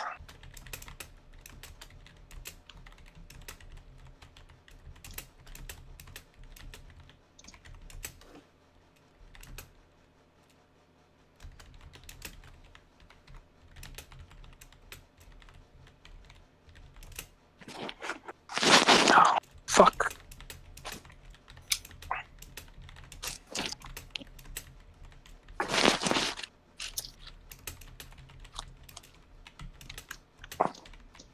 Solandra's just patting down her duster. Hoping that her spellbook will magically appear. No, she's looking for a pack of cigarettes. Fuck. That would be pretty great.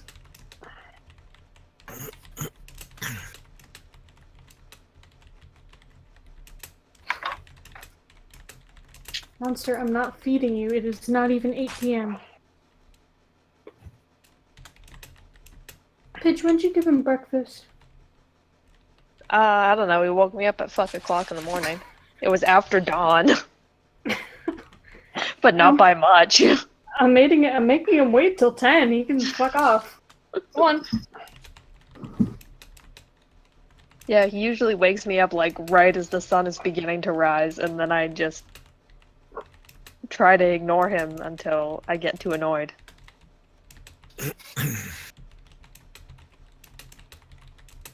That sounds restful. Yeah, but I sleep a lot, so. That would be nice.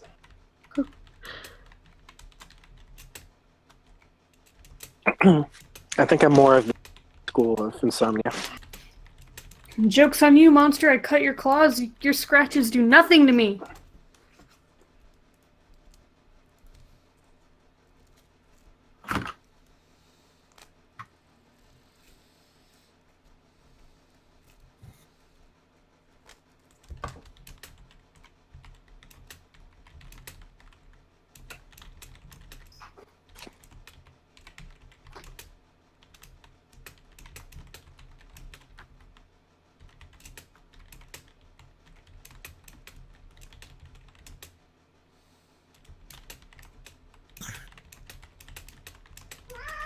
I feel like the dog you left in the car when you all went into McDonald's and had Happy Meals. Did you not come in with us? He's there. When He does- just doesn't want to talk to the artist. No, he doesn't want his heart calmed.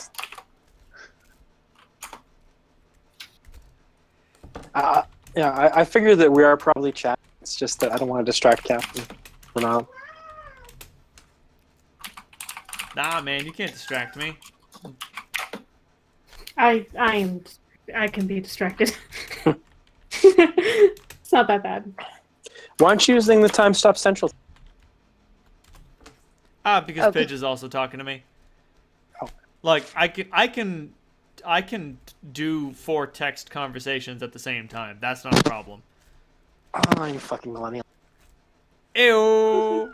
Ew. But if I did take each of you individually into Time Stop Central, I'd only be able to do one at a time. Words are hard. You're not gonna die of starvation. You weigh 17 pounds. Monster's Get such out a of here with that fat cat. pathetic shit. He's such a fat fuck. I don't want to body shame Monster. I'm just saying he'll live. Yeah, I can feel the love from here. I'm not gonna run out of things to throw at you. Get out of here.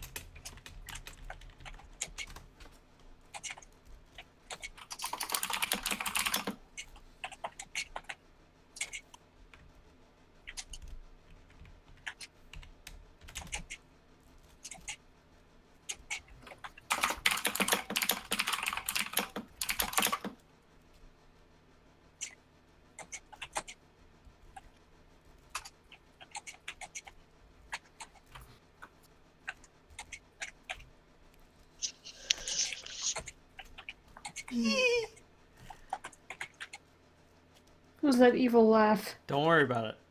Okay. But Reynold, I worry about everything. That's my secret.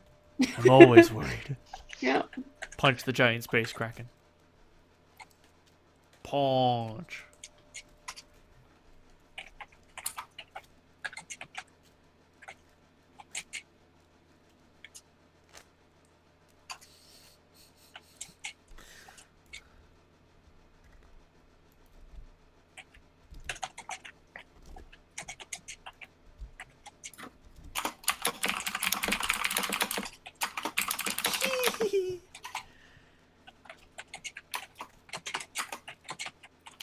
I'm just having fun because I wanted to give Clementine a big reveal. She's very happy.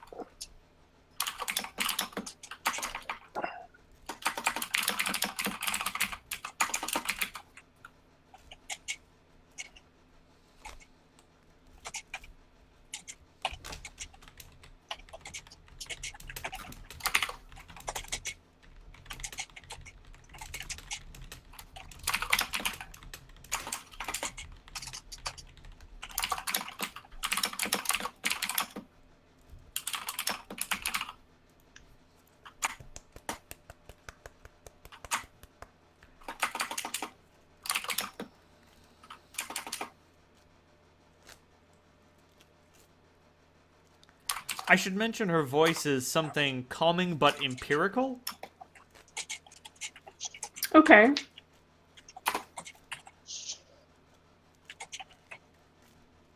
Lilting and wistful, but with the force of a but with the force of the tides.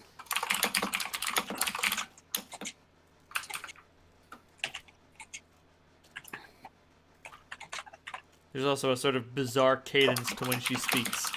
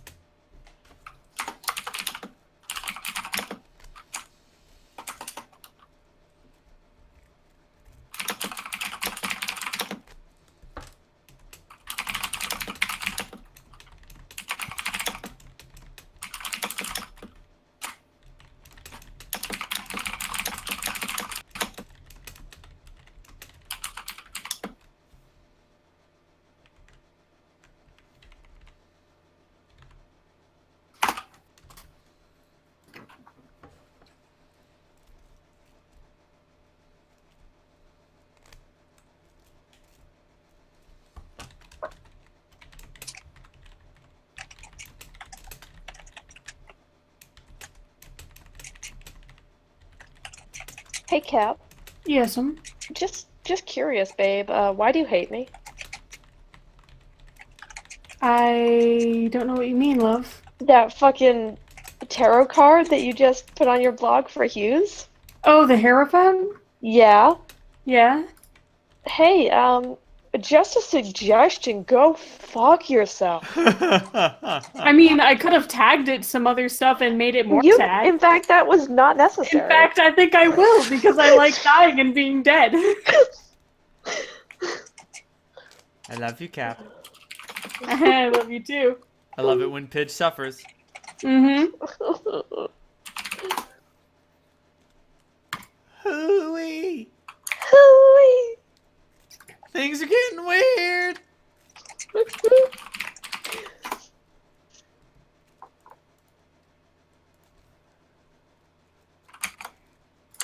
I'm just gonna keep refreshing until it shows up in the tag.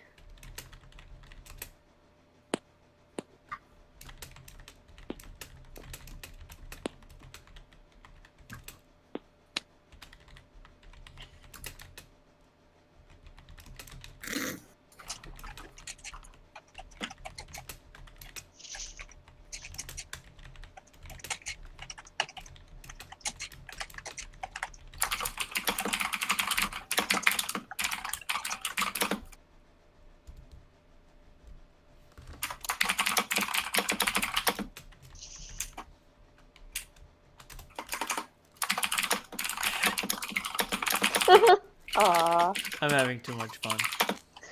Somebody call the fun police. I'm having too much.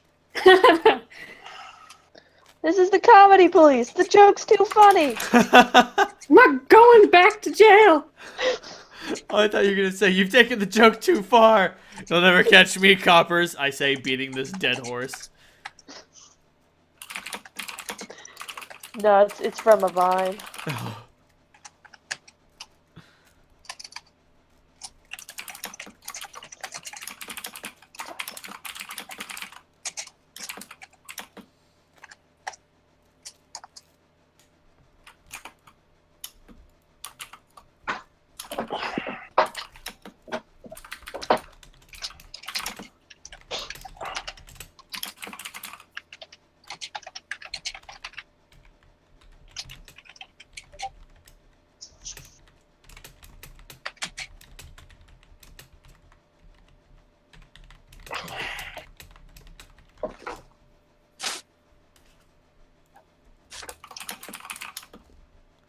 Oh, right. I remember this one. Now I'm gonna play it. Look at the buns on that guy. This is the comedy police. The joke's too funny. I'm not going back to jail! It's such a good performance. I really love the comedy police officer. Right? He reminds me of John, Cap. Yes. You're right. Syracuse John, not our John. Mm-hmm. Hey. Hi, John. Hi, John. Yeah, hi, everybody.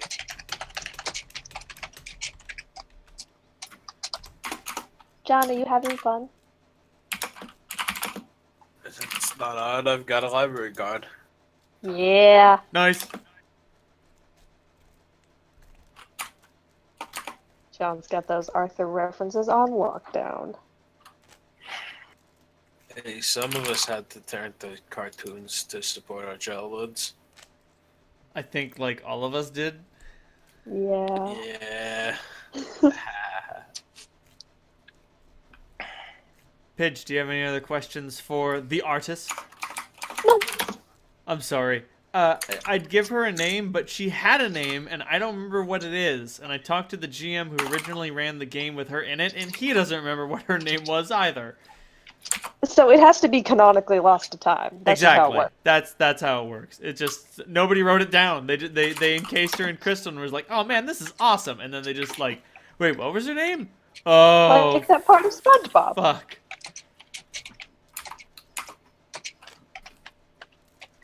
Pay no attention to what her name was. Consider instead her delightful advice. Here we go. She is delightful. I'm good. a good character. The bird that's tipping over.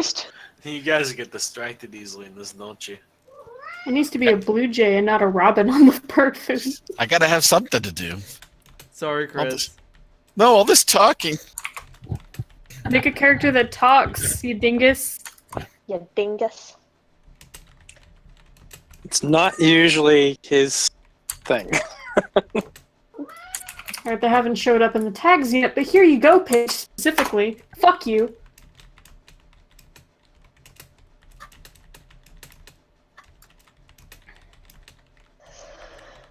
Yep, knew it was coming. Still hurt. I mean, yeah. I wasn't gonna put it in there till you opened your mouth.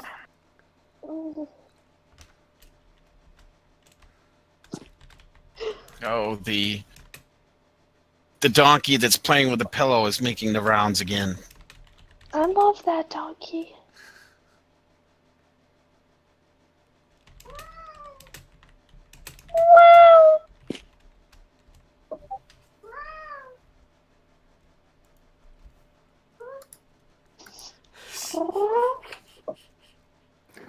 I know you're starving to death and I'm the worst. Life is suffering, isn't it, monster? And no one understands. That's what No one Monster says. understands. Get out. Go. Go. I have a sword and I'll poke you with it. Get out. Out of the room. Please and thank you. Did you just close your door with a sword? Yes. Cool. Man the toolmaker.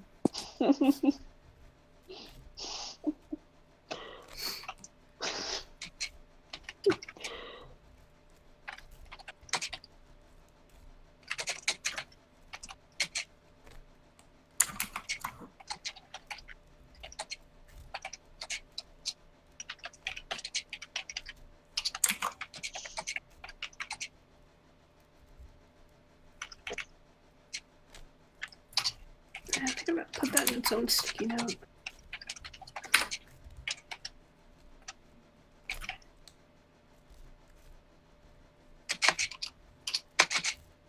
Or I could just take a single screenshot.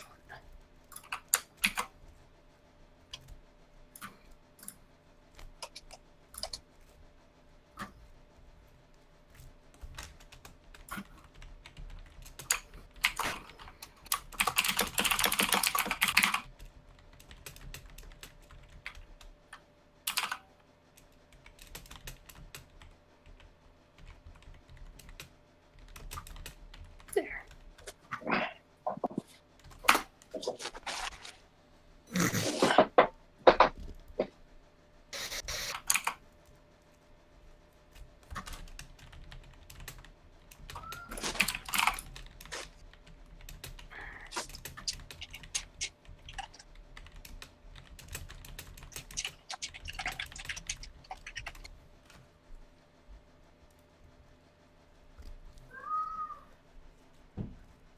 What a mournful cry. I'm over here dropping wisdom on fools, and all I can think of is, look at my horse. My horse is amazing. Give it a lick. Ooh, it tastes just like raisins. Just a quick question. What year is it? It appears to be 2008-ish. 2009? April 27th, 2018. And do you know why I'm still talking about shut up, woman, get on my horse? Because no new memes can compete. That's a good enough reason. I jest. A lot of old memes can compete, but seriously. Some of that Nothing classic like a shit's classic. classic for a reason. I'm not crying, you're crying, Reynolds. You bastard. Just had to get the last word in and tear my heart out with it.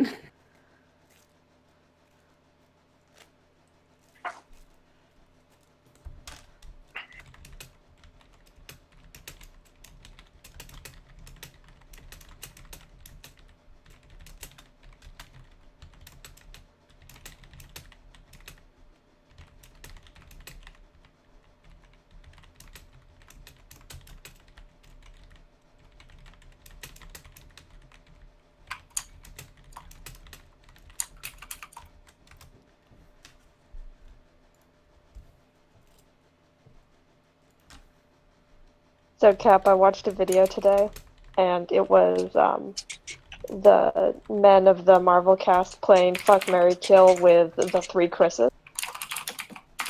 And they were all being such babies about it, in that they were like, they could not conceive of a world in which they could possibly answer that question in regards to 3 men. Except for tiny Tom Holland, who was like, I can't remember what he chose. I think it was fuck Thor, marry Chris Pratt, and kill Chris Evans. And he just without even pausing, no hesitation, just bam, bam, bam. Good. And someone just responded to that with, Tom Holland is braver than any U.S. Marine. I've seen that circulating. Thank you, John, for unmuting 皆さん yourself こんにちは to I didn't see you like the there. ego. It's me, Top-chan. Thanks. You know, people ask me why I'm always doing a smile. Oh, John, Well, I the truth muted him is, for real. I don't always feel like This whole smiling, time. but I figure out a trick. If you ever feel sad or scared, remember time when you feel happy. When day is bad, remember time when day was good. And most important, remember I love you. Goodbye for now. Yeah, that's basically the artist in a nutshell. I certainly hope it does. That's the plan. Why? Okay, cool. Good. I just wanted to make sure, because if not, I was going to have text send, but that's, no, that works perfect. Thank you. Good. Kids, that's exactly what we want. It is. I just wanted to... It's Confirm. important in relationships to let your desires be known.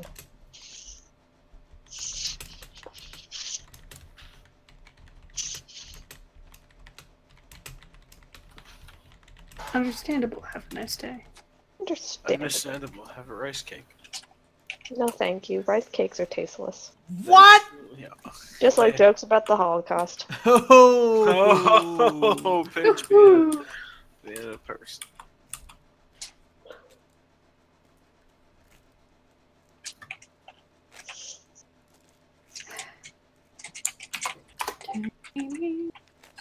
Too many memes. Call in order. God damn it. Bum, bum, ba-dum, ba.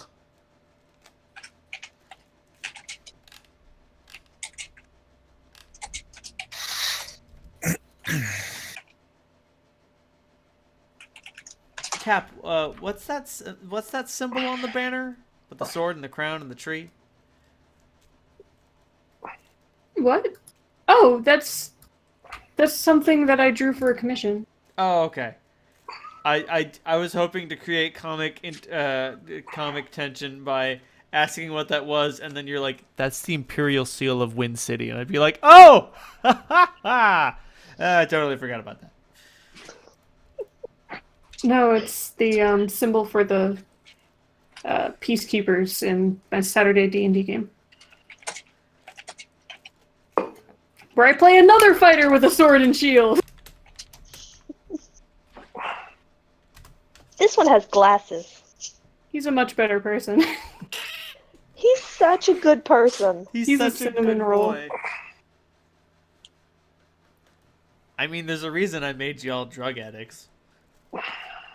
Listen. Because he didn't want to have That too good a that boy. does not negate our ability to be good people. It It might a doesn't, little bit. but it does make it difficult because you're like, oh man, oh boy, I would really like to do the right thing right now. Meanwhile, your brain is like, give me a fix, and you're like, no, I gotta go do the right thing.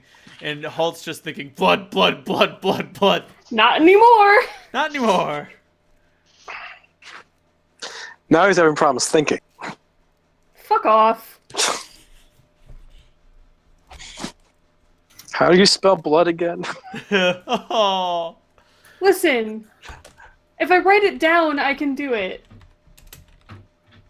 Boom, blood, done. Sorry, I spelled done wrong. Damn it. Boom. Those are the...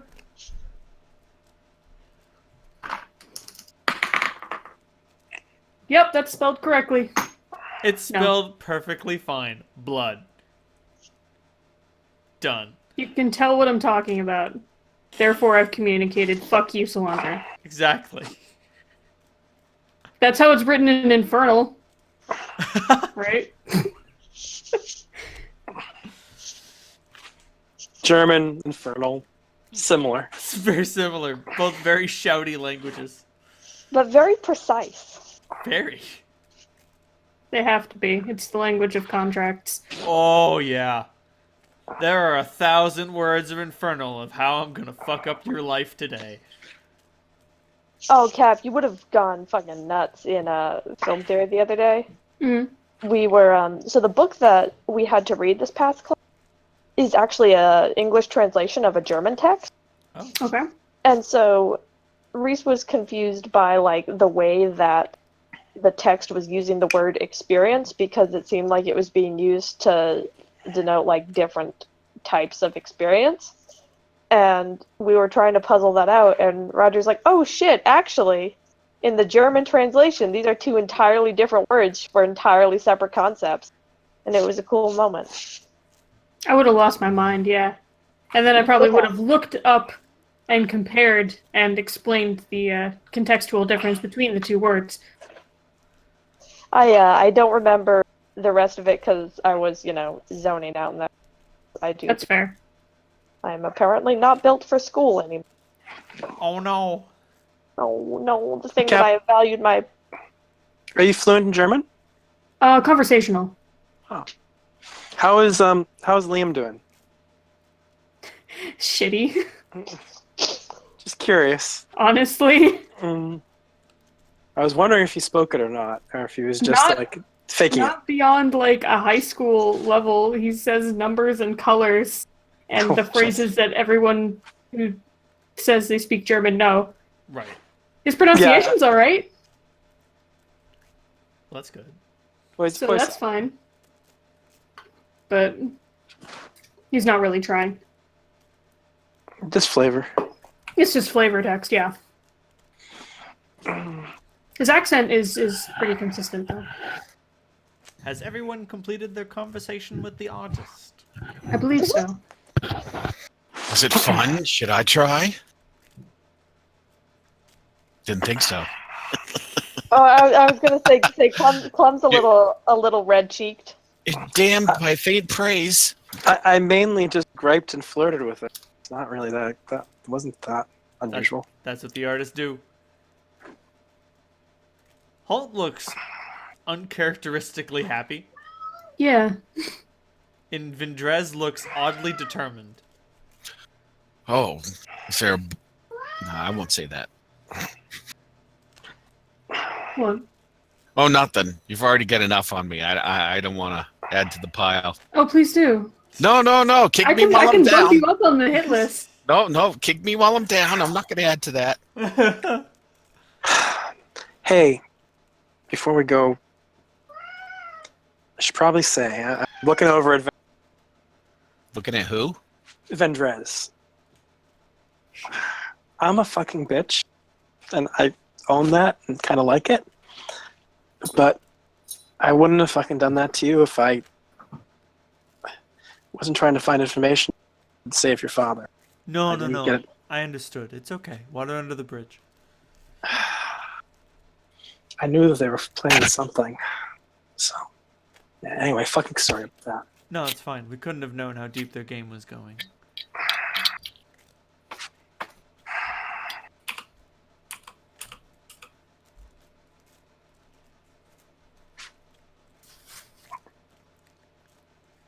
Raja Jakara speaks up. Shall we go on to the Dragon King's chamber then? Yes. Well, it can't be any more fucking terrifying than... Yeah, I probably can. Let's go. My dear, you have no idea. Our Pognitors have faced millions of creatures in unarmed, in martial combat. And the line of Pax says that none of them measure up to the Dragon King himself.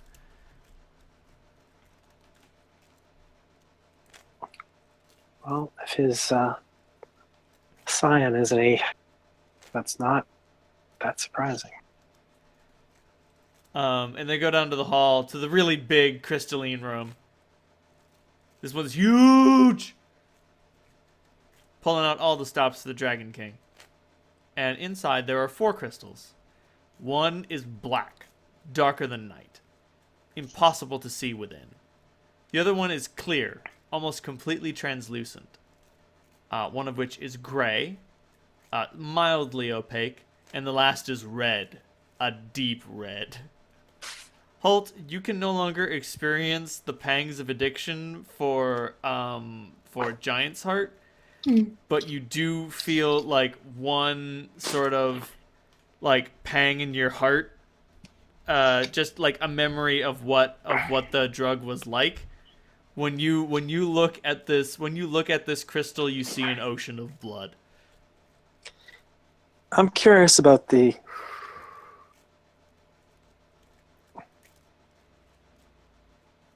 What you curious about, Dave? The black crystal.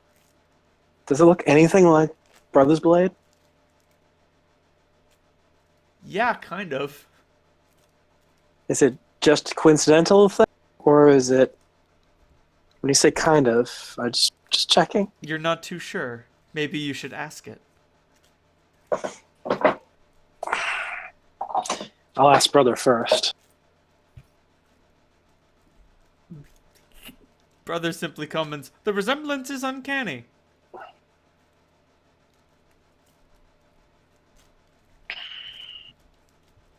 Raja Shakara speaks up and says, "John, we have guests!" And the red crystal coalesces. There's nothing in it but dust, I should mention, and the other 3 are empty. The dust coalesces into a sort of image of a dragon man. Like literally Trogdor style dragon man. Bipedal, wings attuned with barding, glistening, beauteous red scales, a pink underbelly, and black wings. Its snout adorned with lots of really sharp, snaggly fangs as it coalesces and looks at you all and says, "Oh shit, adventurers! Awesome!" The Dragon King's like grub. Sort of, like a much deeper voice, but with similar enthusiasm. "Howdy-ho, adventurers! How's it going? Fighting an evil emperor or something? Probably. You got it. Something along those lines. Done in one? What can I say? If I'd rather be lucky than good, you know? Hell yeah. It's very nice to meet you. Nice to meet you too, kiddo. Shit, a halfling. The last time I met something like you, traveled with a cannibalistic gnome for a while. Oh, jeez, that guy was such an asshole."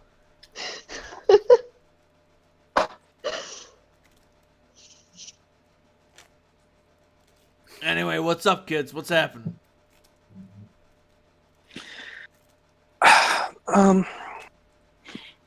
Are you still in tune with the world? Do you have a way of looking beyond a crystal? No, not really. Sorry. It's just me and the family, he says. Like his image he says his gesture, his image gesturing to the 3 other crystals.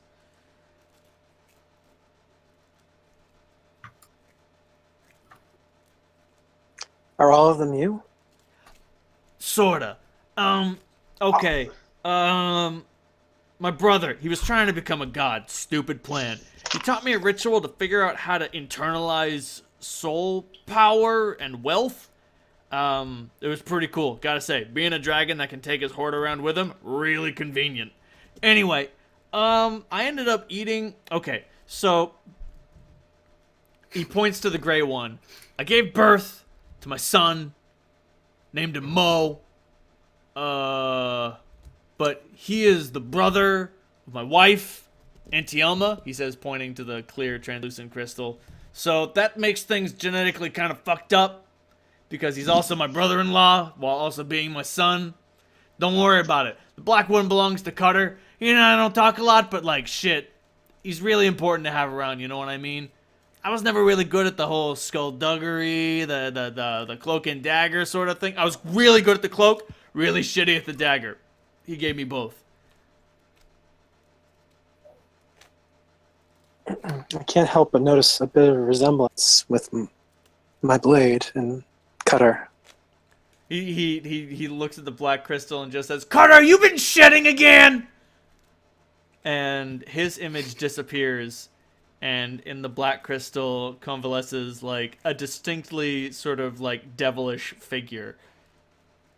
That just comments, "Not to my knowledge, John, but you know, I can't be held accountable for whatever I get up to." And then John reappears. "Yeah, of course not. Never your fault. Of course not. Nope, never."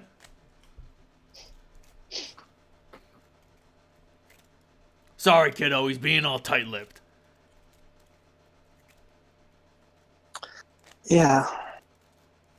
But I mean, maybe. Seems like the same stuff. Give me a second. You mind if I hold the blade? I need physical proximity. And how can you hold it? You're inside the crystal.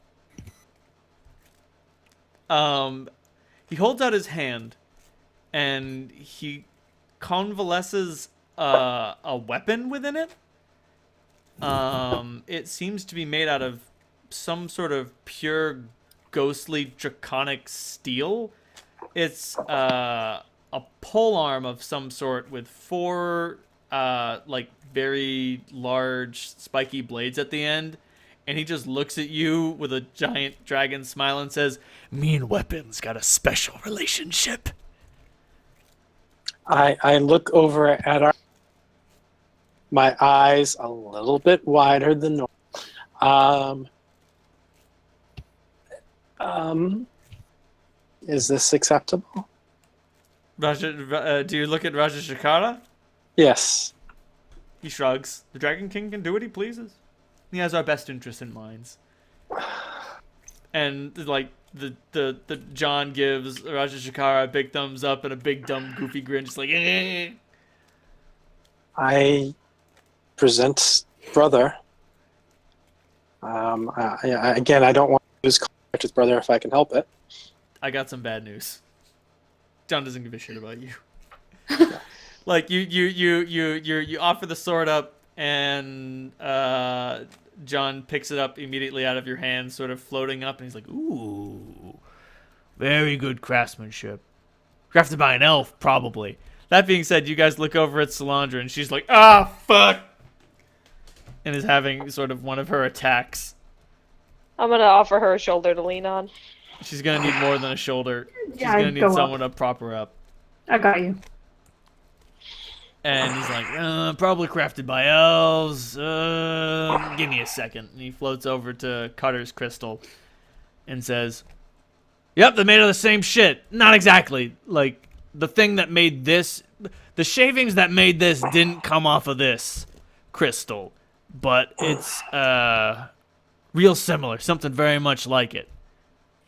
And then he tosses the blade back towards Solandra. Can I catch it, or am I? Make a dexterity roll. All right. Well, as luck would have it, that's a 25. You're good. Like, it was a fantastic toss and a fantastic catch. All right, I sheath brother in one motion. Better. Fuck. Criminy, I couldn't have made it better myself. The shape is mine. Brother was forged from me. Solandra. We need to break perfect. You need to fucking crush it. Don't get all weepy about yours. I'm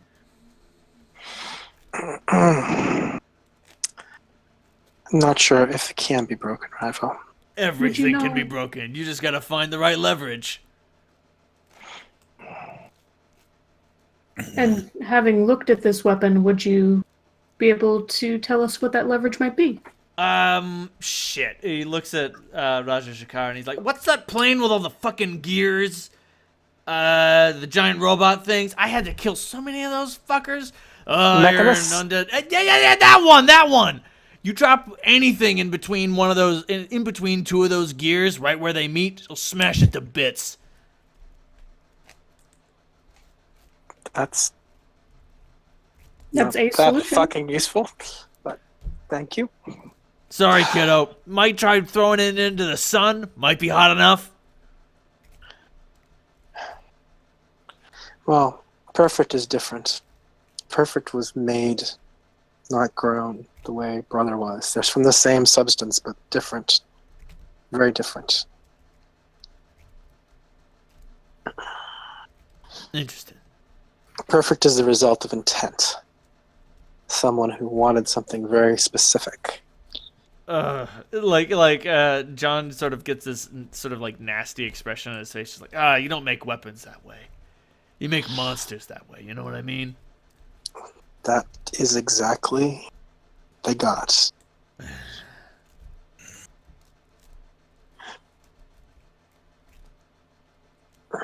Anyway, what's up, kids? What do you need to know?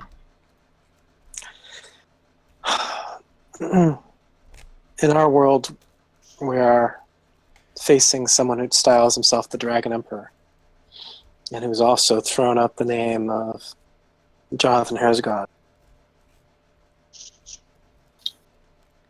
Let me guess. One of my bastards, right? You wouldn't want to assume, but He seems like a powerful entity. That's all we really know. All right. You're gonna need to be more specific. I had a shit ton of kids. What does he do? What's he like? Mean. I think he's bored. Okay. We haven't met him specifically yet, but his deal seems to be conquest. Not because he wants to control anything, because he wants to run into a challenge. I mean, that's how I interpret it. Oh, And then, shit. Chip off the old block. I tell you what, when I had my empire, I took over half the planet, and then I stopped, because I knew if I took over the other half, I wouldn't have anything to conquer anymore. You know what I mean? Then everything fell to shit when that Lenorm fucking woke up. Christ. Anyway. The what? A Lenorm, it's like a Dracolich, but bigger and meaner. Oh, shit. Like, your mind, you're like, okay, Lich. Yeah, I've heard of that. Dracolich. I've never heard of that before. Is that a thing that can even happen? Bigger and meaner. Are you fucking kidding me? He was like, oh, you know, the things went bad when that woke up. Oh, maybe we could get up. No, let's not. But yeah, sounds like he's a bit of a chip off the old block. Does he fight with his fists or does he fight with magic? seems like summons. Uses a lot of. He seems to enjoy dominating his opponents, turning them into slaves, having them be his cat's paws to test others. Does any of this ring a bell? Wait, summons? Through Yeah. gates.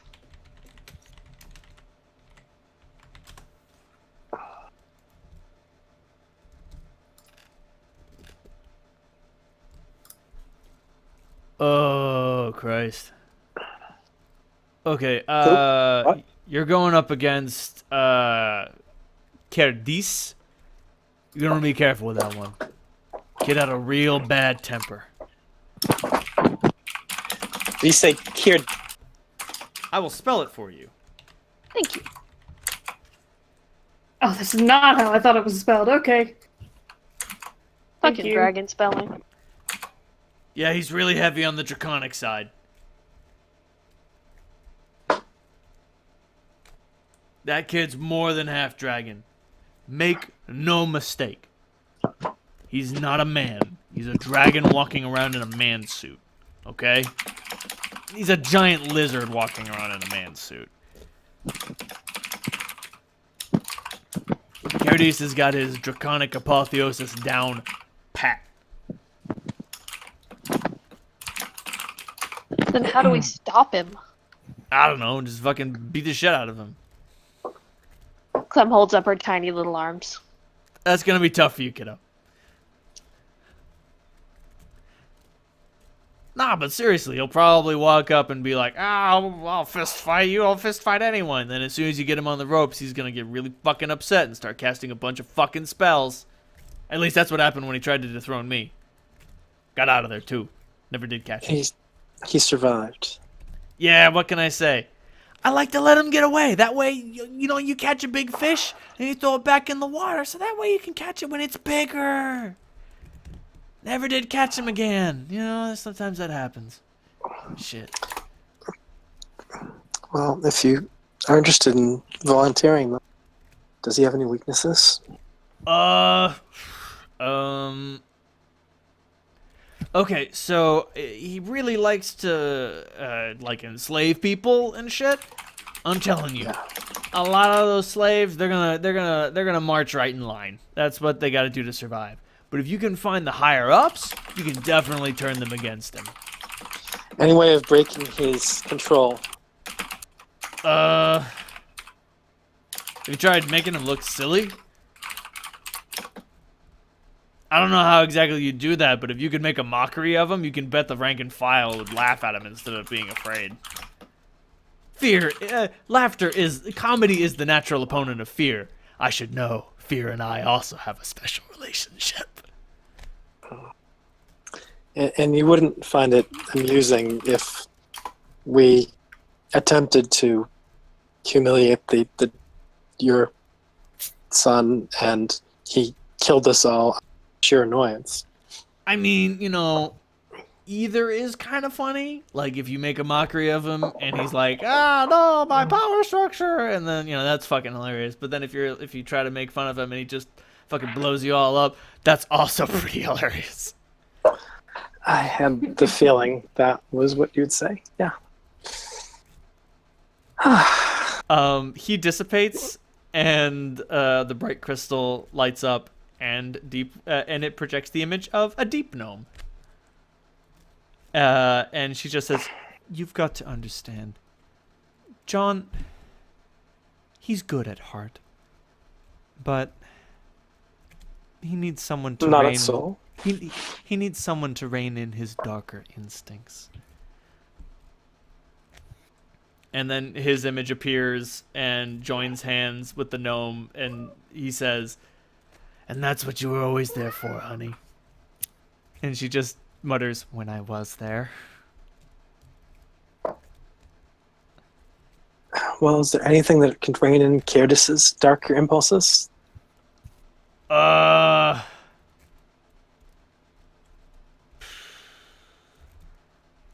Probably not. He was always a little intimidated by me, He wanted to surpass me and all that shit. And just I don't think he understood exactly how much the odds were stacked against him. You know what I mean? People like you, people like me, we're favored in some way. We come in to power that other people don't. Things happen to us that don't happen to other people. And if those things don't happen, you'll never be as strong as we are. Yeah, he's got the magic. Yeah, he's got the brawn. Yeah, he's got the draconic heritage, but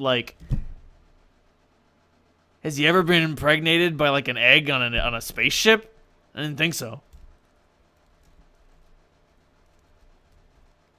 Tell you what, if you ever have to get a cesarean, you're gonna want to get knocked out for that. It hurts like a son of a bitch. Duly noted. Slander just blinks very rapidly. Sorry, I was just trying to think of the silliest, craziest fucking thing that ever happened in his adventure, and that was definitely up there.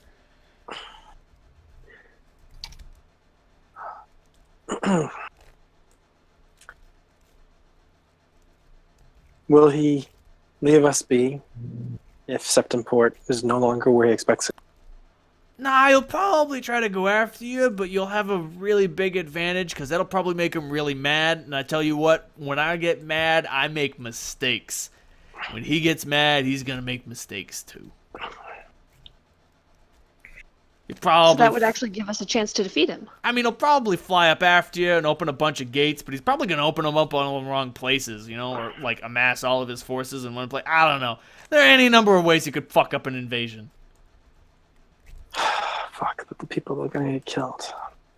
I got some bad news for you, Sally. People die. I should know. I've killed enough of them. Yeah. Sorry, I haven't quite gotten used to the idea of thousands or tens of thousands of people dying. When you talk about fucking millions of people dying, makes me want to vomit. I mean, like, here's the thing. Killing is like swearing. The more you do it, the easier it gets. I haven't found that to be true. Oh, weird. Anyway, after I killed my first 1,000 men, I just stopped caring. I guess you're working on a bigger scale than I am. No, not by much. His image sort of gets overtaken by the gray crystal's image. The creature projected by it is almost completely alien. Its head is adorned with like 30 tentacles, wire and whip-like, and sort of like brain-like, that sort of like have been convalesced behind its head and sort of like a dreadlock tail. It's sort of like a cross between a Protoss and a Predator. Okay. And he just says, "Pardon, Father. Sometimes he gets a little obsessed with death." I hadn't noticed. Do you have any suggestions? Your brother, nephew? Brother, nephew, and son. It gets complicated. Well, if you can get enough... Solandra was just the incest with her sister. You know, this is getting really confusing. Even for her. It is incredibly confusing. If you can... Do you know how to create a dimensional anchor? Not yet. If you can find enough dimensional anchors, you'll be able to negate his gate's advantages. I know where we can get some. Good. If we can afford them. The consortium? Yeah. Always a good source. I'm telling you. If you ever need to hire some mages for hire, the Baron Dietrich and Mr. Craven were fantastic allies when they broke my father out of Dagon's prison. Oh, hey, I think we talked to Baron Dietrich before. He was really nice. He is so pleasant. Do not make him upset. No. Ever.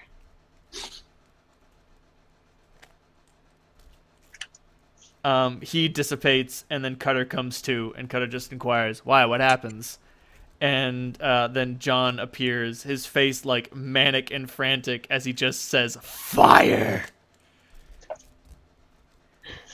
Oh. And then Cutter appears and just says, "You can't burn a devil." And John shows up and says, "He found a way." Oh, he found a way. And then Cutter appears simply to gulp.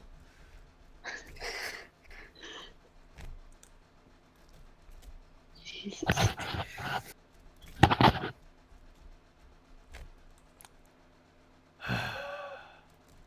Talk about a trip down memory lane, am I right? Yeah. You want to see how I died? No. Unless that's rude, in which case, yes. Antielma Seemed like you want to convalesces. show off. Antielma convalesces, and she just says, "Feel no need to indulge him." And he's like, "Shut up! Yes, indulge me!" Okay. Sweet! So there I was! And he goes off, and, like, he's able to produce some actual, like, images, like, moving images, like, He didn't invent a video camera, but he did salvage one. And he does describe some of the events as, they're just, like, his memories of it, but then there are others of which he has actual footage of. And, you're able to see the sort of, like, Dragon Empire for the first time. And, it's kind of like the Mongol Empire. You get the impression, we are very serious about our laws, and we are very hard on banditry. Your gods, yeah, they don't matter. We don't care about them. And you look around at everyone in this world, and they all sort of pale in comparison to you. And the footage begins an attendant comes up to John and makes a report that's just sir, we've seen another dragon. He's like, yeah, another giant lizard. What the fuck? Who gives a shit? And they're like, no, it looks like this. And he's like, are you fucking kidding me? Is it back? And the attendant's like, I don't know what you're talking about. And then he rummages around he rummages around inside of his torso, sort of magically, and produces some sort of magical communication device. And he pushes a button on it and just says, Armand, what do you mean he's out? No, I think the Lenorm is back. Yeah, I know. Can you get Altair on the line? He's also out. Are you fucking kidding me? If your planet gets destroyed, you die, and you two decide to go on a fucking adventure. Fine, I'll deal with it myself. Shit. And he pushes another button, and he's just like, come on, Fuzzy. Come on, Fuzzy, pick up the line. One time. I called you once a year for 6,000 years, and I need you this one time. Son of a bitch! And no one picks up. All right. All right, round two. Get it together. And just all the attendants are really worried and scared. And he sort of he performs some sort of incredibly magical ritualistic action. It's very bright, produces a lot of shiny images, and Cutter, Mo, and Antielma appear before him, and he's like, hey gang. Alright. We gotta go fight the Lenorm. And Mo just looks at him and is like, no, Dad, we really shouldn't. Let someone else handle this. And Cutter's like, why? What's so bad about the Lenorm? And Antielma is like, well, it's the only opponent that ever defeated John in a straight-up fight. And he's like, yeah, it's fine. It's fine. I'll kill it. I'll kill it this time. And Antielma just comments, didn't you say that you killed it last time? Well, I mean, I sent it into remission and went into a deep sleep deep beneath the earth and it kicked my ass and I ran away, but that's fine. Okay. And then he, describes traveling to it. It's laying waste to the countryside. By the time he's gotten to it, it's eaten 13 cities. Jesus. And, those cities just have turned into black patches on the earth where nothing will grow.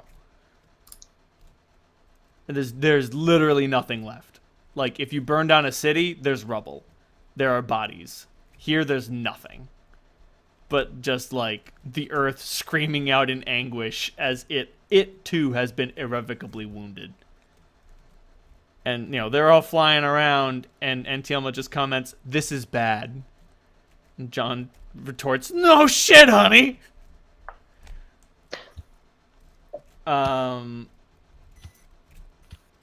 Eventually, they track down the Lenorm. Fighting ensues. Cutter jumps inside it, he's got a knife, and he just turns into a spearhead by shaping his body strangely and just cuts his way in. And before Antielma can warn him that maybe that's not such a good idea, he does that.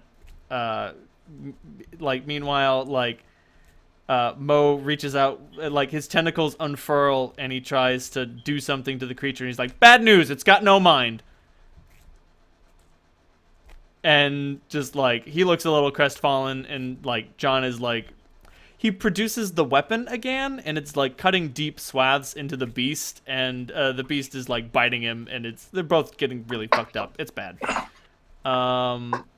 It's pretty clear that it is unclear as to which is getting the upper hand over the other.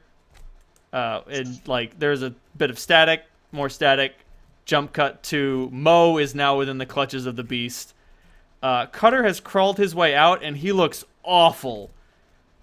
And like this thing is just breathing on Mo, and his flesh is withering. Meanwhile, John is lying on the ground. His legs and his left arm and his legs have been ripped off, and Antialma is like trying to heal him and put him back together, and he's just shouting at her, and like he's gesturing to his son who is like getting destroyed, and like there's no sound, you can't hear what's happening. But like the impression is clear. It's just like he's fucking dying. Put me back together. Put me back in. And like she's trying to heal him as fast as she can, but like when you lose like 3/4 of your body, you can only get healed so fast.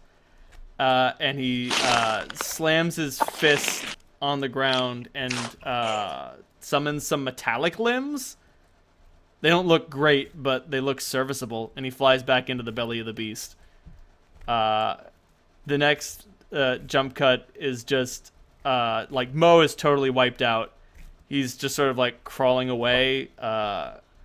Cutter has like flown up to sort of get a bird's eye view of what you're not exactly sure. Antialma's got both of her arms ripped off. And John's missing his legs again. And he holds up the pole arm and starts flying towards the beast, twirling. And he goes into the mouth, and just you can see him rip his way through the Lenorm. And what comes out the other end is just the weapon held by a hand and a pile of dust. And then the creature explodes. Cutter, Mo, and Antialma all disappear, and then the weapon withers away to nothing.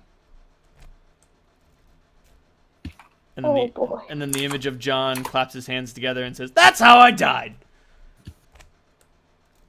The last time. Not to mention I've died 13 times before. Oh yeah, don't try killing my kid! You don't want to do that. Shit, yeah. Dying doesn't work so good on me. He's probably figured out a way to, like, cheat death. If you can capture him, or make him useless, that'll do the trick. But don't let him die, because he'll just come back and he'll be pissed." Gotcha. Oh boy, okay. Oh, shit. Glad I caught that one. Whew. I mean, unless you want to kill him, like, a bunch of times. No. No. Thanks for the tip. Hey, one other question for you. Shoot. I presume that you had to deal with things that call themselves gods a bit in your time? Gods on my plane were really weird. All right, do you know what a planeswalker is? Sort of. Yeah. Not a god. It's a being that's just able to walk among the worlds. That's who I was trying to call. I was trying to call Armon and Altair. If their home plane gets destroyed, they lose all their powers. Really sucks. Our plane has one of those guys trapped inside of it, and his chaotic energy allowed belief to turn mortals into demigods. And then those demigods could accumulate more belief. Unfortunately, being a god kind of sucks, because you can only do what your worshippers think you can do. So basically, you have no power at all. You just do what they want. Shitty. My brother tried to become a god. I accidentally sacrificed him to himself, creating an infinite power loop. Never do that.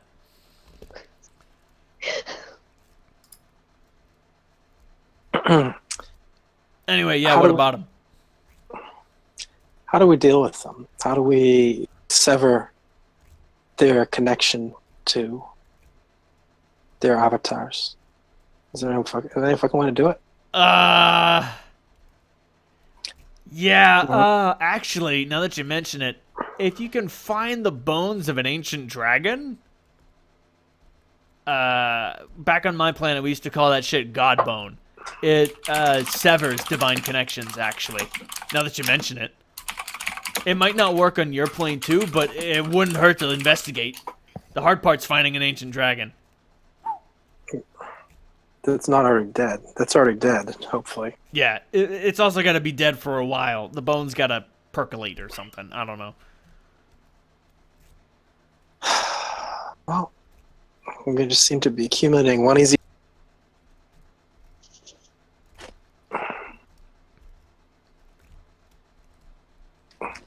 So, when a god, based on what you know of yours, when a god offers to help a mortal, says that it has a connection with the mortal and is of a similar bent, and makes a pact and melds, what does that mean? Well, okay. The only time I did anything like that, I drank the blood of Grotz and became the Beast of Revelations. I don't know what any of that means, but I killed a giant blood ooze. You get really powerful, and then you feel like you're gonna die. It's pretty sweet overall. I'd recommend it. Isn't Grass a demon prince? Oh God, yes. Christ. Fuck. That really put me through the ringer, though. That being said, it turned my wife's doll into a living girl. And Tielma come blesses. Yes, it did. I still don't understand. And then she kind of fell in love with my only biological son. That was weird. The doll. The doll turned into a real girl. And then, okay, so Auntie Elma and I actually had one biological son. All my other kids were with concubines and advisors and, you know, anyone I had a fling with when I was feeling down. But, yeah, so then her... I don't look at... I honest to God, do not look at Holt at all when he says that. Don't fucking lie to me. My muscles might twitch in that direction. And maybe my eyes flicker in that direction, but I don't. Okay. But so, yeah, that kid, my actual biological son, fell in love with her doll daughter, and they had some kids at some point. It's kind of weird. I don't really know what happened to them. Sorry, I kind of lost track. I hear they got off plane, had a good life together. Good for them.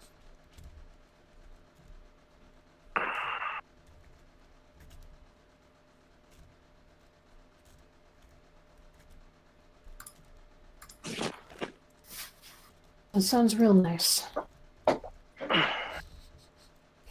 Anyway, what was I talking about? Gods. Right, yeah. They suck. End of discussion. Almost turned into a god once. That was awful. Never let it happen. If someone asks you to become a god, just say no. Don't do it. Not worth it. I never met a god who was happy. I've never met a god who was happy. That's why I like these guys so much. And he points to all the Farrens around him. They don't believe in gods. Fuck that shit. About to say, Salandra, you are looking at Almighty Chaos. John's alignment in the game that he came from was chaotic and evil. At his most chaotic, he did his best, and at his most evil, he was not chaotic. This is what chaotic evil gets you.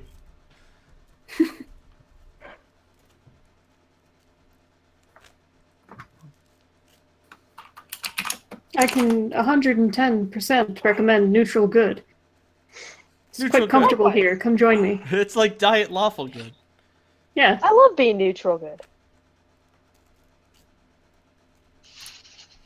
It's such a nice spectrum within neutral good. I get to be nice, but also do drugs. Yeah, exactly. You can do that chaotic good too. That's true. Yeah, but I don't have to be a you- dick about it. You're more likely to do a chaotic good. All I'm saying is smoke weed every day. Every day. Every day.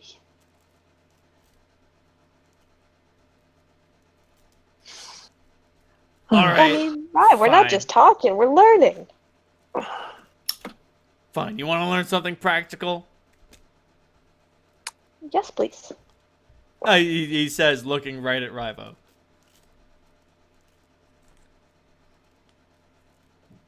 Don't be too hard on him. He is very grumpy.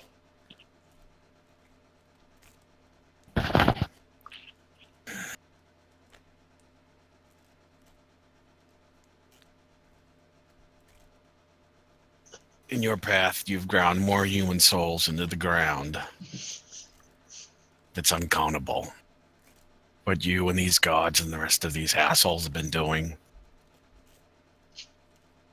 takes all my effort just to give a shit about it and just not fucking walk away from it all.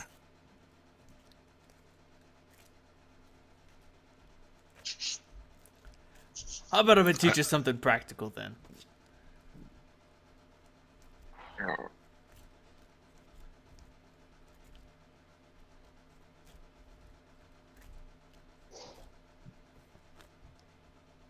I'm just giving him a blank, not enthused or impressed look. All right, fine. I won't teach you my secret technique. Whatever. I don't give a shit. He says, clearly giving a shit.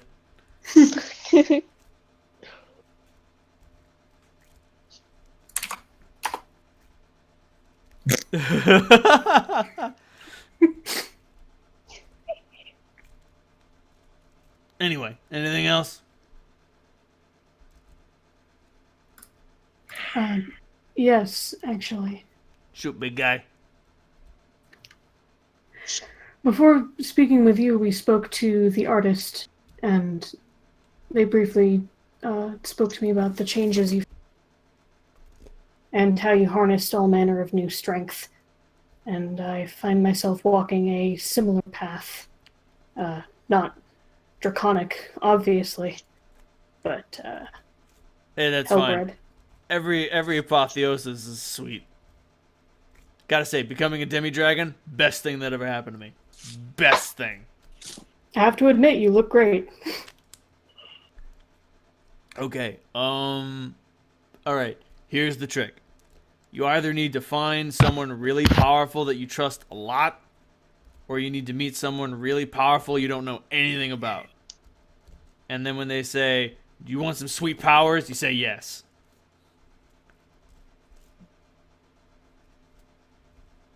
I've done that a little. Okay, then keep doing it. That's all there is to it? Yeah, basically. Yeah, okay. What about growing through your own hard work and talents? You can do Rather that, than but sucking off the tit of something else. he holds a hand up to you. You're an elf. You don't understand. Don't bring my relationships into this, Salandra. Us humans, we're like hosts waiting for the right parasite to take hold. You take the wrong parasite, fucking kills you. You take the right parasite, you turn into an unkillable badass.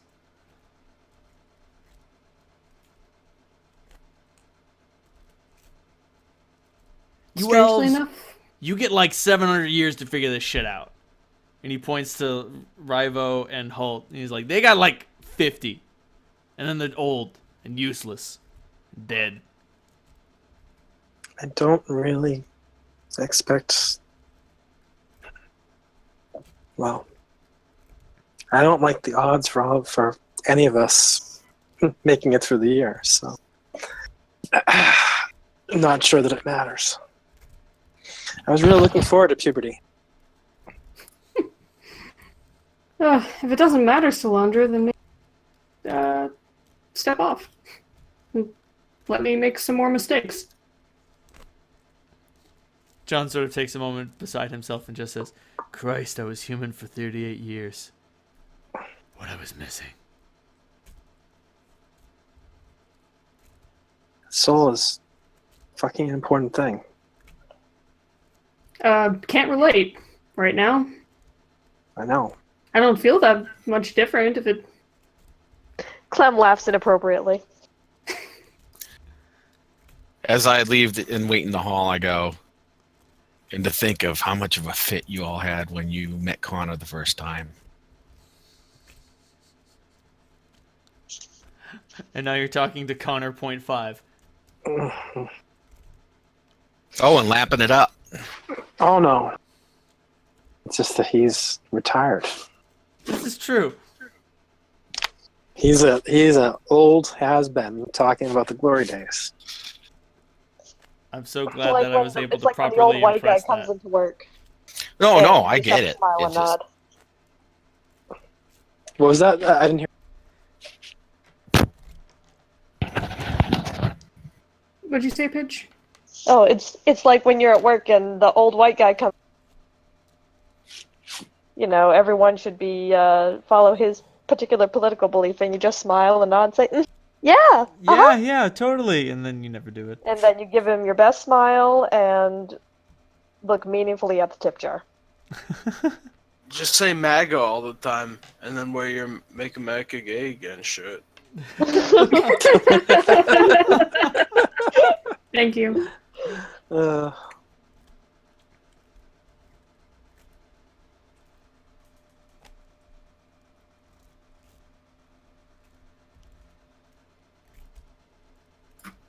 I look over at Clementine and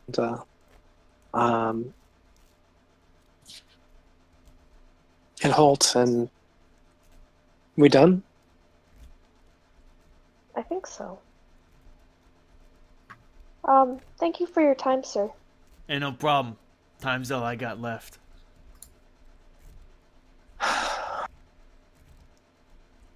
I look over at the at the sun's crystal and say, "Thank you." It nods. Mo was a dude. Yeah. So Mo nods his head and just says, "No problem." And I do, before I leave, I do. Yeah, I was about to say I do touch the dark crystal, but no, I won't. Do it. Do it. Do it. Low wisdom, low wisdom. Wisdom. Mm.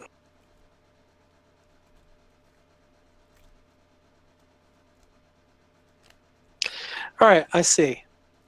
I have to know. I touch it.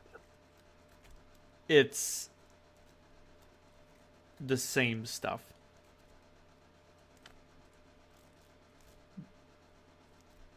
John confirmed that the stuff that came from this crystal wasn't used to make brother, but that doesn't mean someone else couldn't make a crystal like this one. But what dark power they infused it with, that you don't know.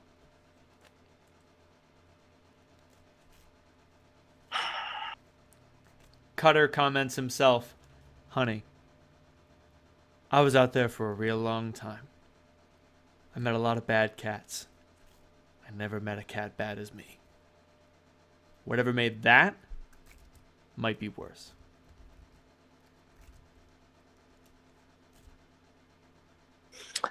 Brother's a good person. I turn around and go,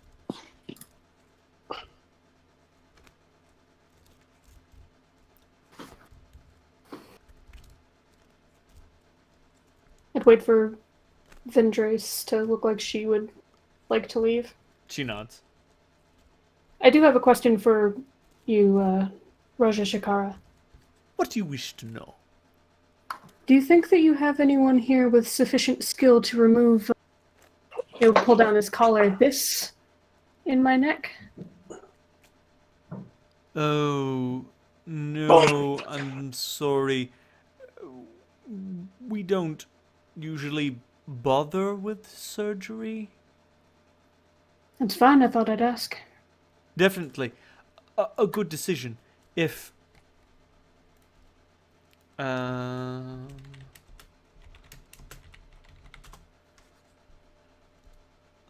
Not lounge name generator. Long name generator.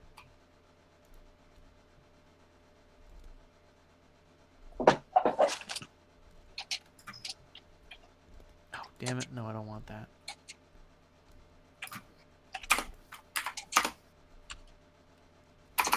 Oh, wow. Give me a long Aztecish name. Oh, Jesus Christ.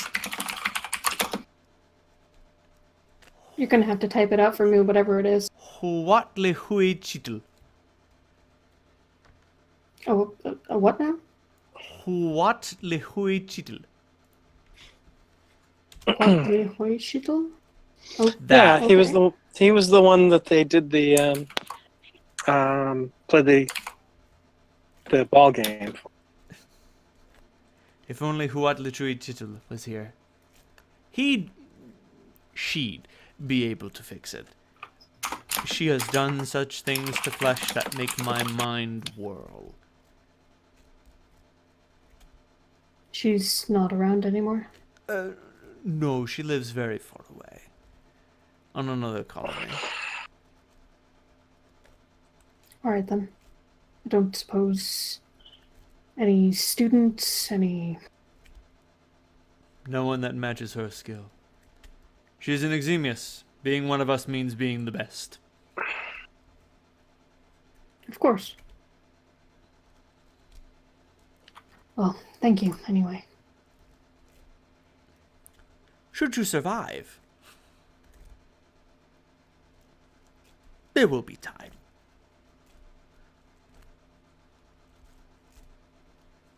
Oh, Clementine. Roll wisdom. Straight wisdom? Straight wisdom. Got it.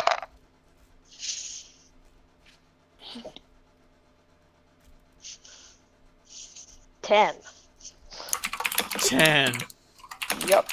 Everybody How did you do else that? roll wisdom How did you do that? by rolling a 6. Yeah. I thought you had like a 20-something wisdom. Yeah, and then you roll a I mean- 6. And then you add your modifier to it, which is 4. Oh, okay. That's math. Got a 9.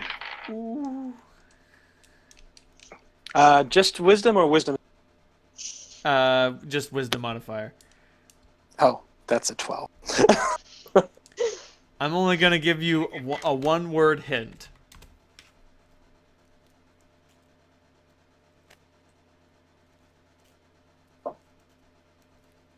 Gems. Gems, bro. Yep. Roofing, bro! I was thinking about it. What are you thinking about? Seeing how Showing common. the statue of the... That's a great idea. Not sure how much they'll pay for it though, because it seems like the gems are already popular here. But we can try it. I don't know. Do whatever you want.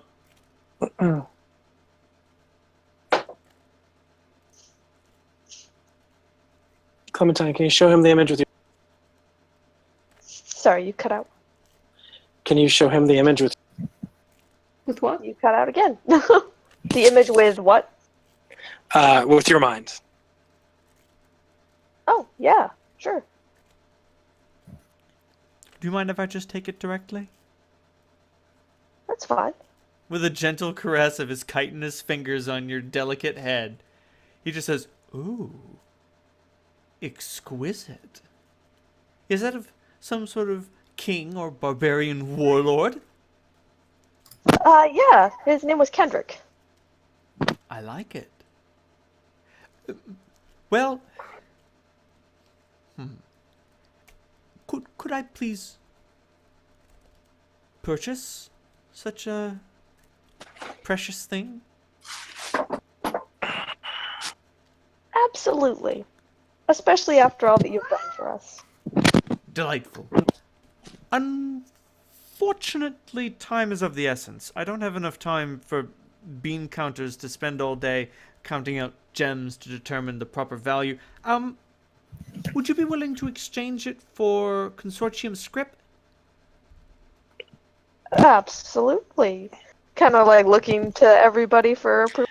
I was actually thinking of the that stupid ritual from Herzog, but this does just as well. What Herzog ritual? The one where he can drag his wealth around with him in his soul. Oh, you got to be a dragon to do that. Yep. Sorry, dragons only. No. Consortium script works. Good. Yes. Now you understand. You will only be able to purchase consortium favors with it. But obviously, it's very useful. Don't spend it all on one thing. We will try not to. Thank you. Pleasure doing business. I will just have them exchange it between our vaults. It's quicker that way. All right. Anyway. Just out of curiosity, it seems that gems are very common here. Anywhere where we can just get a few to deal with some of our more mundane expenses? Which spells were you meaning to cast? Stone Skin? Resurrection? Diamond Yes. Dust, I'm guessing? Yes. You know, it's so much easier once you learn that diamonds are just compressed carbon. You just start compressing carbon left and right. The spells don't actually care about the quality.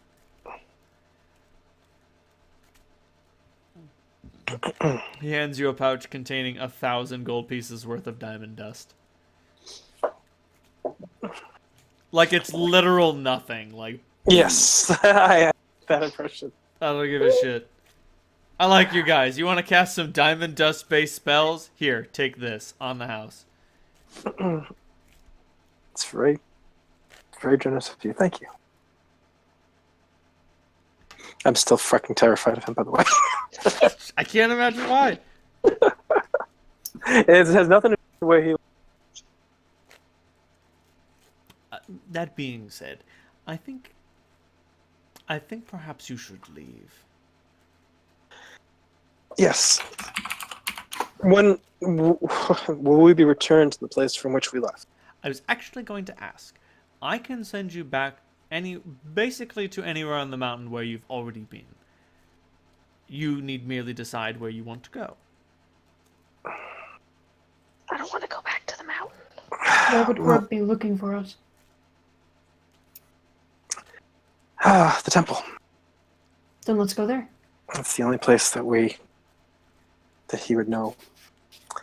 But that does leave us with a burning question. And I look at a smart check. I don't. I look at Vendries. It's probably been days since we left. They must have staged. They planned this well. There's a good chance that if you go back to the mountain, they'll have a plan in place for dealing with you. What do you want to do? I won't know until I'm there. Do you want to return there then? Is that your choice? If we could go to Gunner's ship, that'd be the best alternative. That would For make me. sense. Are we sure the gunner's still alive? I don't know if Gunner's still alive, but he has a penchant for living. And I don't want to take any risks on you being alive. She says, looking to Holt's neck. Hashtag boom. Andres, is there a distance, minimum distance I have to be from you? No, you can be anywhere you can be anywhere you want. But if I die, Understood.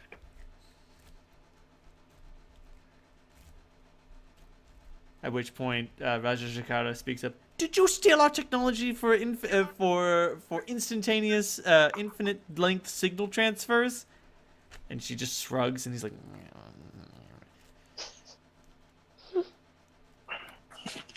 Well, we into the ship that Grub has apparently acquired from. So we can't go there. The temple seems like the best bet for us, but do you all want to go to the gunner's ship with Vendrius? Raja Shakaris pipes up, well, how well do you know this grub? Very well. Very. Quite well. Salandra, you might say you know grub inside and out. Yeah. Ayo. Raja Shakari comments. And amazingly, Clement had sex with him. No, I he's too know. skinny for her. Yeah, I figured. He's so skinny. He's just not dangerous enough. Exactly. He's so not dangerous. He's the tamest choice. I may yet be able to bring you to his ship. I would just simply have to use you as a focus, he says, pointing to Salandra.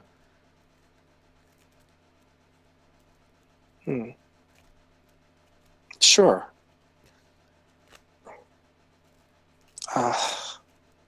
Vendrius, what about you? She comments, no, that's fine. One ship's as good as any other. For my purposes, at least. I just need to get on the horn, you know? Right. No. Yeah, Clem's like, I have no idea what you're talking about. If it works, it works. It's like the visor.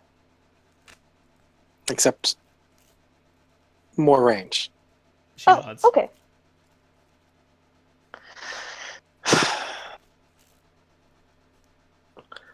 Okay. Let's try it then.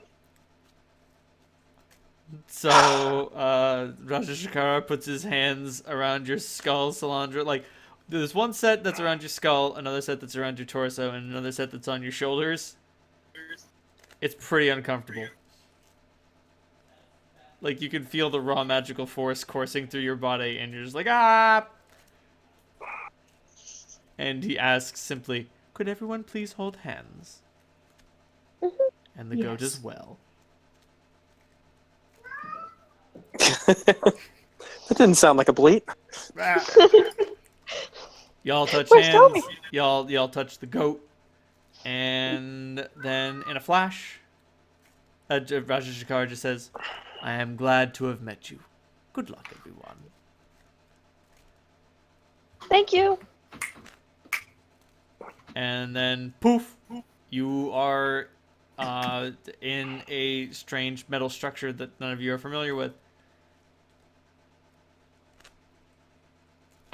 You're also all pretty nauseous. Not totally, except Rivo, because he has what removes sickness on him. Is Grub there? You have no idea where you are. You appear to be in a cargo hold. Oh, Holt, I got some bad news. Yeah. You take. You're outside. No, you're not outside. You take 7 points of damage. You are phased into a wall. You unphased from the wall, and Jesus Christ, that was uncomfortable. How much did I get healed? You got healed Before? up to full. Okay, thank you. That's fine then. You appear to be in some sort of hallway. Are we all together? Yes. Do we see him step out of the wall? You see him fall out of the wall. Ugh. Fuck, Colt. Oh, That can cause brain damage. And I survived with only trivial brain damage. I'm fine. Fucking hate teleporting. Like, your I- legs I- feel like they're asleep, but they function fine. I touch the wall and it doesn't seem to have become structurally dense. No. Little Yeah, fragments check of the Holt. wall. Yeah, check the wall. I don't know if I heal it. I go and heal Holt. Yeah. No, it's fine. It's just... It felt worse than it looks. It's just surely. a very little bit of deep tissue damage. Yeah. Don't worry about it. He's bruised, but only on the inside. You can't even see beyond that crocodile skin. Yeah, my blood's all inside where it's supposed to be. Blood, blood, blood. Hey, Holt. Yeah. Do me a favor. Okay. Shut up and let me heal you. Mindres chuckles. Yes, Halt, I ordered you to let her heal you. Thank you, then- Down on one knee. And So then I'm at. she flashes Clementine a thumbs up. Clementine gives her a thumbs up back. Very well. I'll say you. All right. Once I've determined that we're not going to have explosive decompression. As you determine you're not going to have an explosive decompression, and Clementine heals Holt, a giant red klaxon goes off. It's just like intrude alert, and then a camera, Thanks. like eyeballs you all, and Hi, hi. and then the alert turns off, and you hear a voice come around from everyone. It's like, holy shit, where the fuck have you guys been? How long has it been? 2 months. What the 2 fuck? months? It has been 60 days. All right. All right. Get your ass down here. You get your ass up here, how's about? I gotta fly this fucking thing. Where the fuck are we? Open the door. Shit, give me a minute. Do you guys still got those visors? You don't. No. Fine. Shit. Follow the bouncing light, I guess. Why don't I have my visor? I don't know. Oh. That's a very good question. And that being I don't know. said, Clem ditched hers. that being said, there is a floating ball of light. It is I bouncing. follow it like a butterfly. Were the visors lost while we were with Deximus? They seem to have been lost en route to the cave. They might have a "don't teleport this thing" on it. Oh. Most chosen tech probably does. Chosen teleports only. Drumji's instant summons. Doppelganger's delight.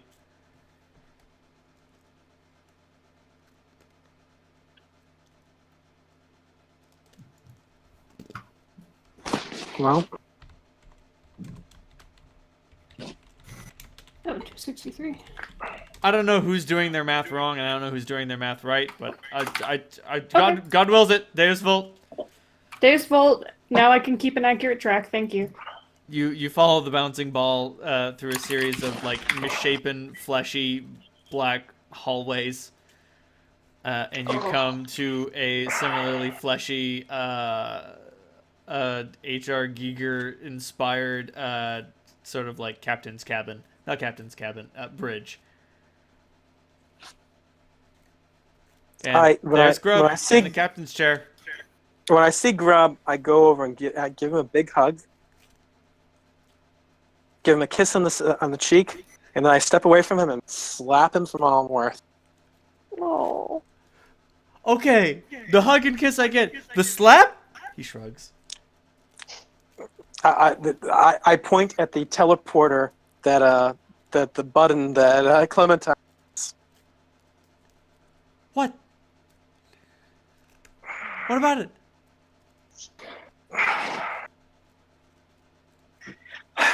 A decision that might have been nice to know something about before we were fucking in the middle of wherever the fuck we were.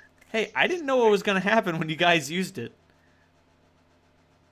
I'm sorry we were gone for so long, Grub. Hey, it's all right. We were there for only hours. Oh shit! They gotta be going fast. Yeah. Yeah, they said something about that. I couldn't really follow. I tell him what they said in terms of like I understood enough of it to.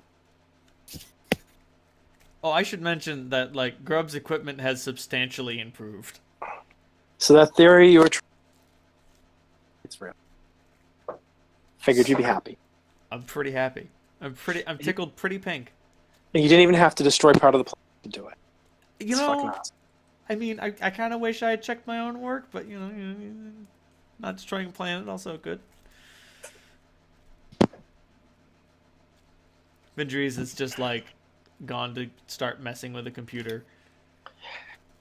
Grub doesn't notice. Do we have any news from fucking Chosen Central? All right, let me tell you what's up. Chosen Peak, totally fucked. Ripped to shreds. A lot of dead people. Good news, Daskius isn't in charge. Bad news, no one's in charge. Hell Jungle, all is well in the Hell Jungle. Kira's plan has gone to fuck then. Yeah, probably. District 6, Connor's running the place pretty decent. He's a little tight-fisted, but, like, he stopped just, like, killing people at random. Now he's killing people with purpose. And not even that many of them. District 5, okay, something bad is happening in District 5. I don't know what. I'm getting weird readings whenever I go over there. Really, really magical. Like, okay, so this ship, fine piece of chosen engineering. Not particularly powerful, but you know what it's got? He gestures to Brother. He's like, it's like Brother. Not super powerful, but how you apply it, that's where you get the power. Whatever's going on in District 5 is like a sledgehammer. If Brother is, you know, a scalpel, that's a sledgehammer. And he then looks at Rivo, a really big sledgehammer. It sounds like perfect. Nah, because, okay, we'll get to that. World Bazaar, all is all right in the World Bazaar. Well, except for the undead that occasionally wander in from District 3. Oh, fuck. They've gotten that far? Oh, yeah. District 3, full of undead. Oh. Not like totally 100% full. They can't get into the wilds too good, and a lot of the settlements are doing a good job at fending them off. But that giant fucking gargoyle-looking thing, when that thing reaches a city, that city it's bad. It's bad. Wind City? Wind City's okay. Still run by asshole? Oh yeah. Dugan. I mean, cool thing about having a dictatorial asshole in charge, he can get a lot done real fast, and he's really good at defending his power stronghold. So, I mean, small blessings. He's got a lot of fucking guns. A lot of fucking guns. A lot of guns. What about the Holy Crowd? I think they got pushed into the wilds, so they're relatively safe. Shit. Okay. Because the undead aren't too keen on going in there. There's lots of elves that don't like them. There's minotaurs that don't like them. There's giant bees that don't like them. There's holy guardsmen that don't like them. They don't come back out very much. And District 2, well, I got some good news and I got some bad news. The good news is that I know that Perfect isn't doing anything in District 5 because I know that he's doing things in District 2. Oasis? Oh, no, Oasis has kind of avoided all suspicion. No, Aziz's temple is pretty surrounded. Oh. Fuck. That was going to happen. At some point. We need to get our key back. Well, the thing I've been worried about, and I couldn't share it with you while we were there, is if she's in our minds. The question is, Daskius is so fucking arrogant that he doesn't know how to ask the right questions. So is Selena's just too insane, but Perfect's more dangerous than that, I think. So the question is, does Perfect know where we left Dogo's key? So I think we need to recover Dogo's key first, because they were in your mind. Yeah, but they may not have known to ask the right questions. They might not have known you were Dogo's scion at the time. So, but I think we need to get it. I'm about to say, Clem, they didn't know to look for that particular. They didn't know to ask that question. They didn't know to look for that particular piece of information. If they catch you again, they will. But if they catch us again, then they'll have Dogo's key if we take it out. Well, consider it this way. If you don't go to get Dogo's key, and they do capture you, they will figure you have a high wisdom score, you figure this out. If they do capture you and figure out where Dogo's key is, they will go to the Hell Jungle, get it, and probably wake up the Hell God.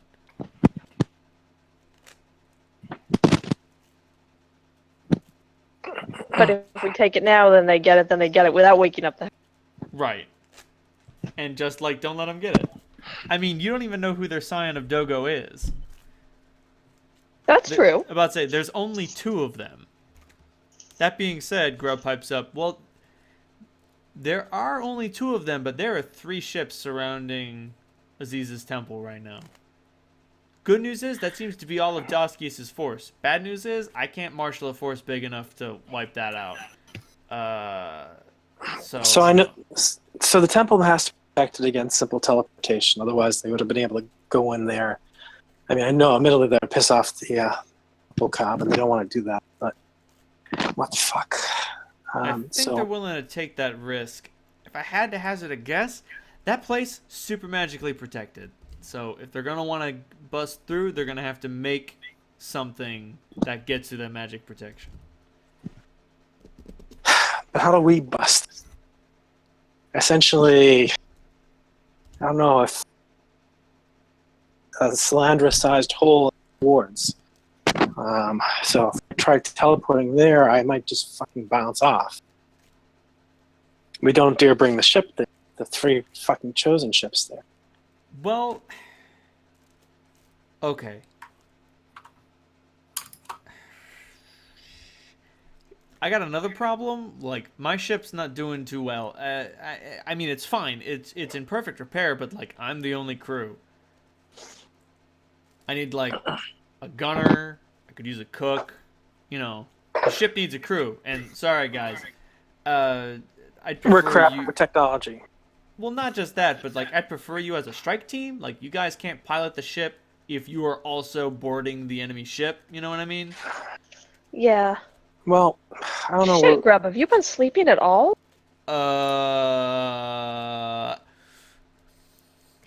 I'm trying to think of something he can quickly change the topic onto. Fuck, 2 months. I All mean, right, I slept occasionally. All right, a couple of fucking thoughts about crew.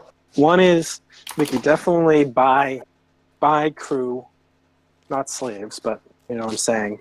Recruit from the. It's called hiring, Salandra. Well, I'm not even sure if we're talking about real entities. I mean, we could probably buy like automated systems for these things from the consortium. So that, and I mean, that would just be eliminate a lot of ambiguity. In terms of hiring, get real people and people we can trust. The only person I trust at this point, well, besides Aziz, is Auntie. I don't know about you guys. Sorry, did you say auntie? Yeah, I mean, she might have the connection to find people who we could get for a crew who we could trust, but the consortium's kind of a for our money, pretty fast. and my connection with you don't want her on the ship. I mean, if you're looking for people to hire, there's always people to hire in the World Bazaar. This is true. People that we can trust. I can find some people. One look at me and they're definitely not going to want to cross me. Yeah, And if our gold's good, then we have nothing to worry about. Until we're off the ship. So I don't know. Regular mercenaries, so confident. People that Auntie vouches for. I was a regular mercenary. Like I said. Okay, alright. You know, under better circumstances, I would suggest you Tori, but not since he has a deal with Chosen. We don't know when that's going to be planned. Plus, we don't know where the kid is. Oh no, he'd screw us the first chance. Okay, good. The one golden rule for dealing with Tori is just assume that he will screw you no matter what.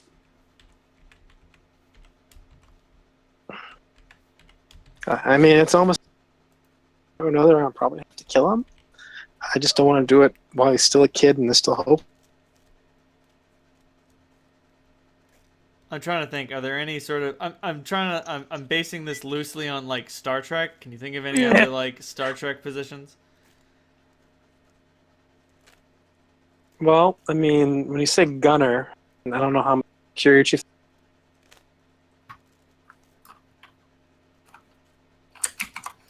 Yeah, weapons systems was an entirely different department, but I'm not gonna nickel and dime you. Oh yeah, that's right.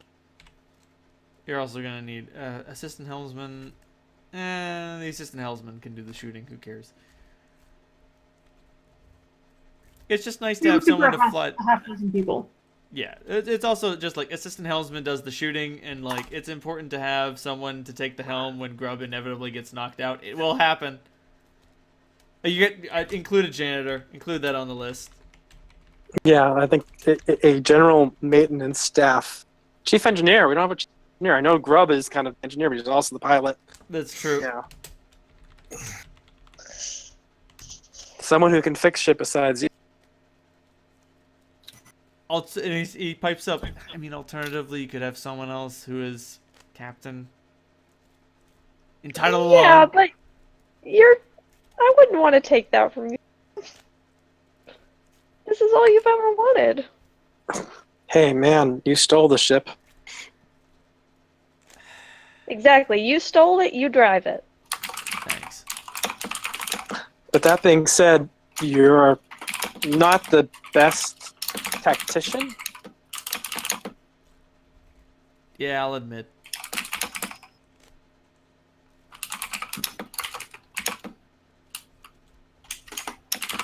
Crap. Hey, baby.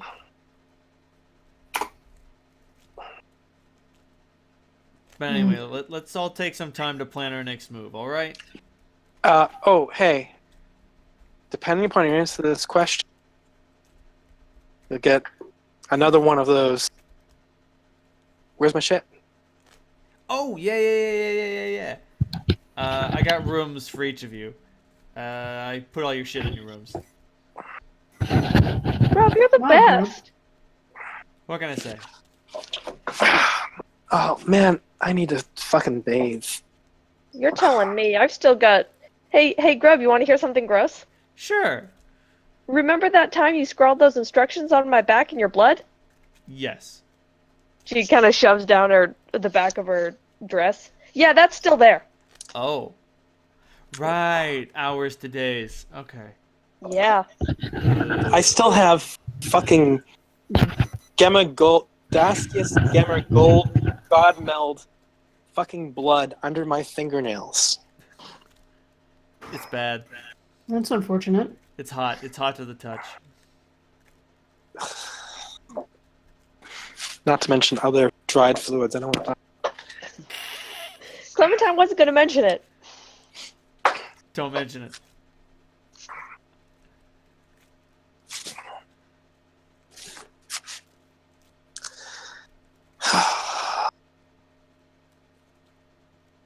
Well, Just- Grub, I'll take up position as chef for you tonight. Yay. How much script did we actually get from Oh, shit. I calculated how much the statue was worth, but I forgot. It was like two 2 million. Sounds good. You get 2 million in consortium script. Hell yes. I mean, I can still contact the. We don't have the music box is back in the temple, so we don't have access to that. I mean, you don't need it. You can literally contact the consortium and say, take it out of my vault. Yeah.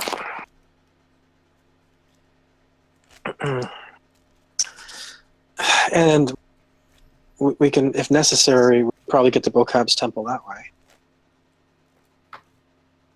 Also doable. Oh, fuck. I need to shower. I need to sleep. But say, for you, it's still been one long night.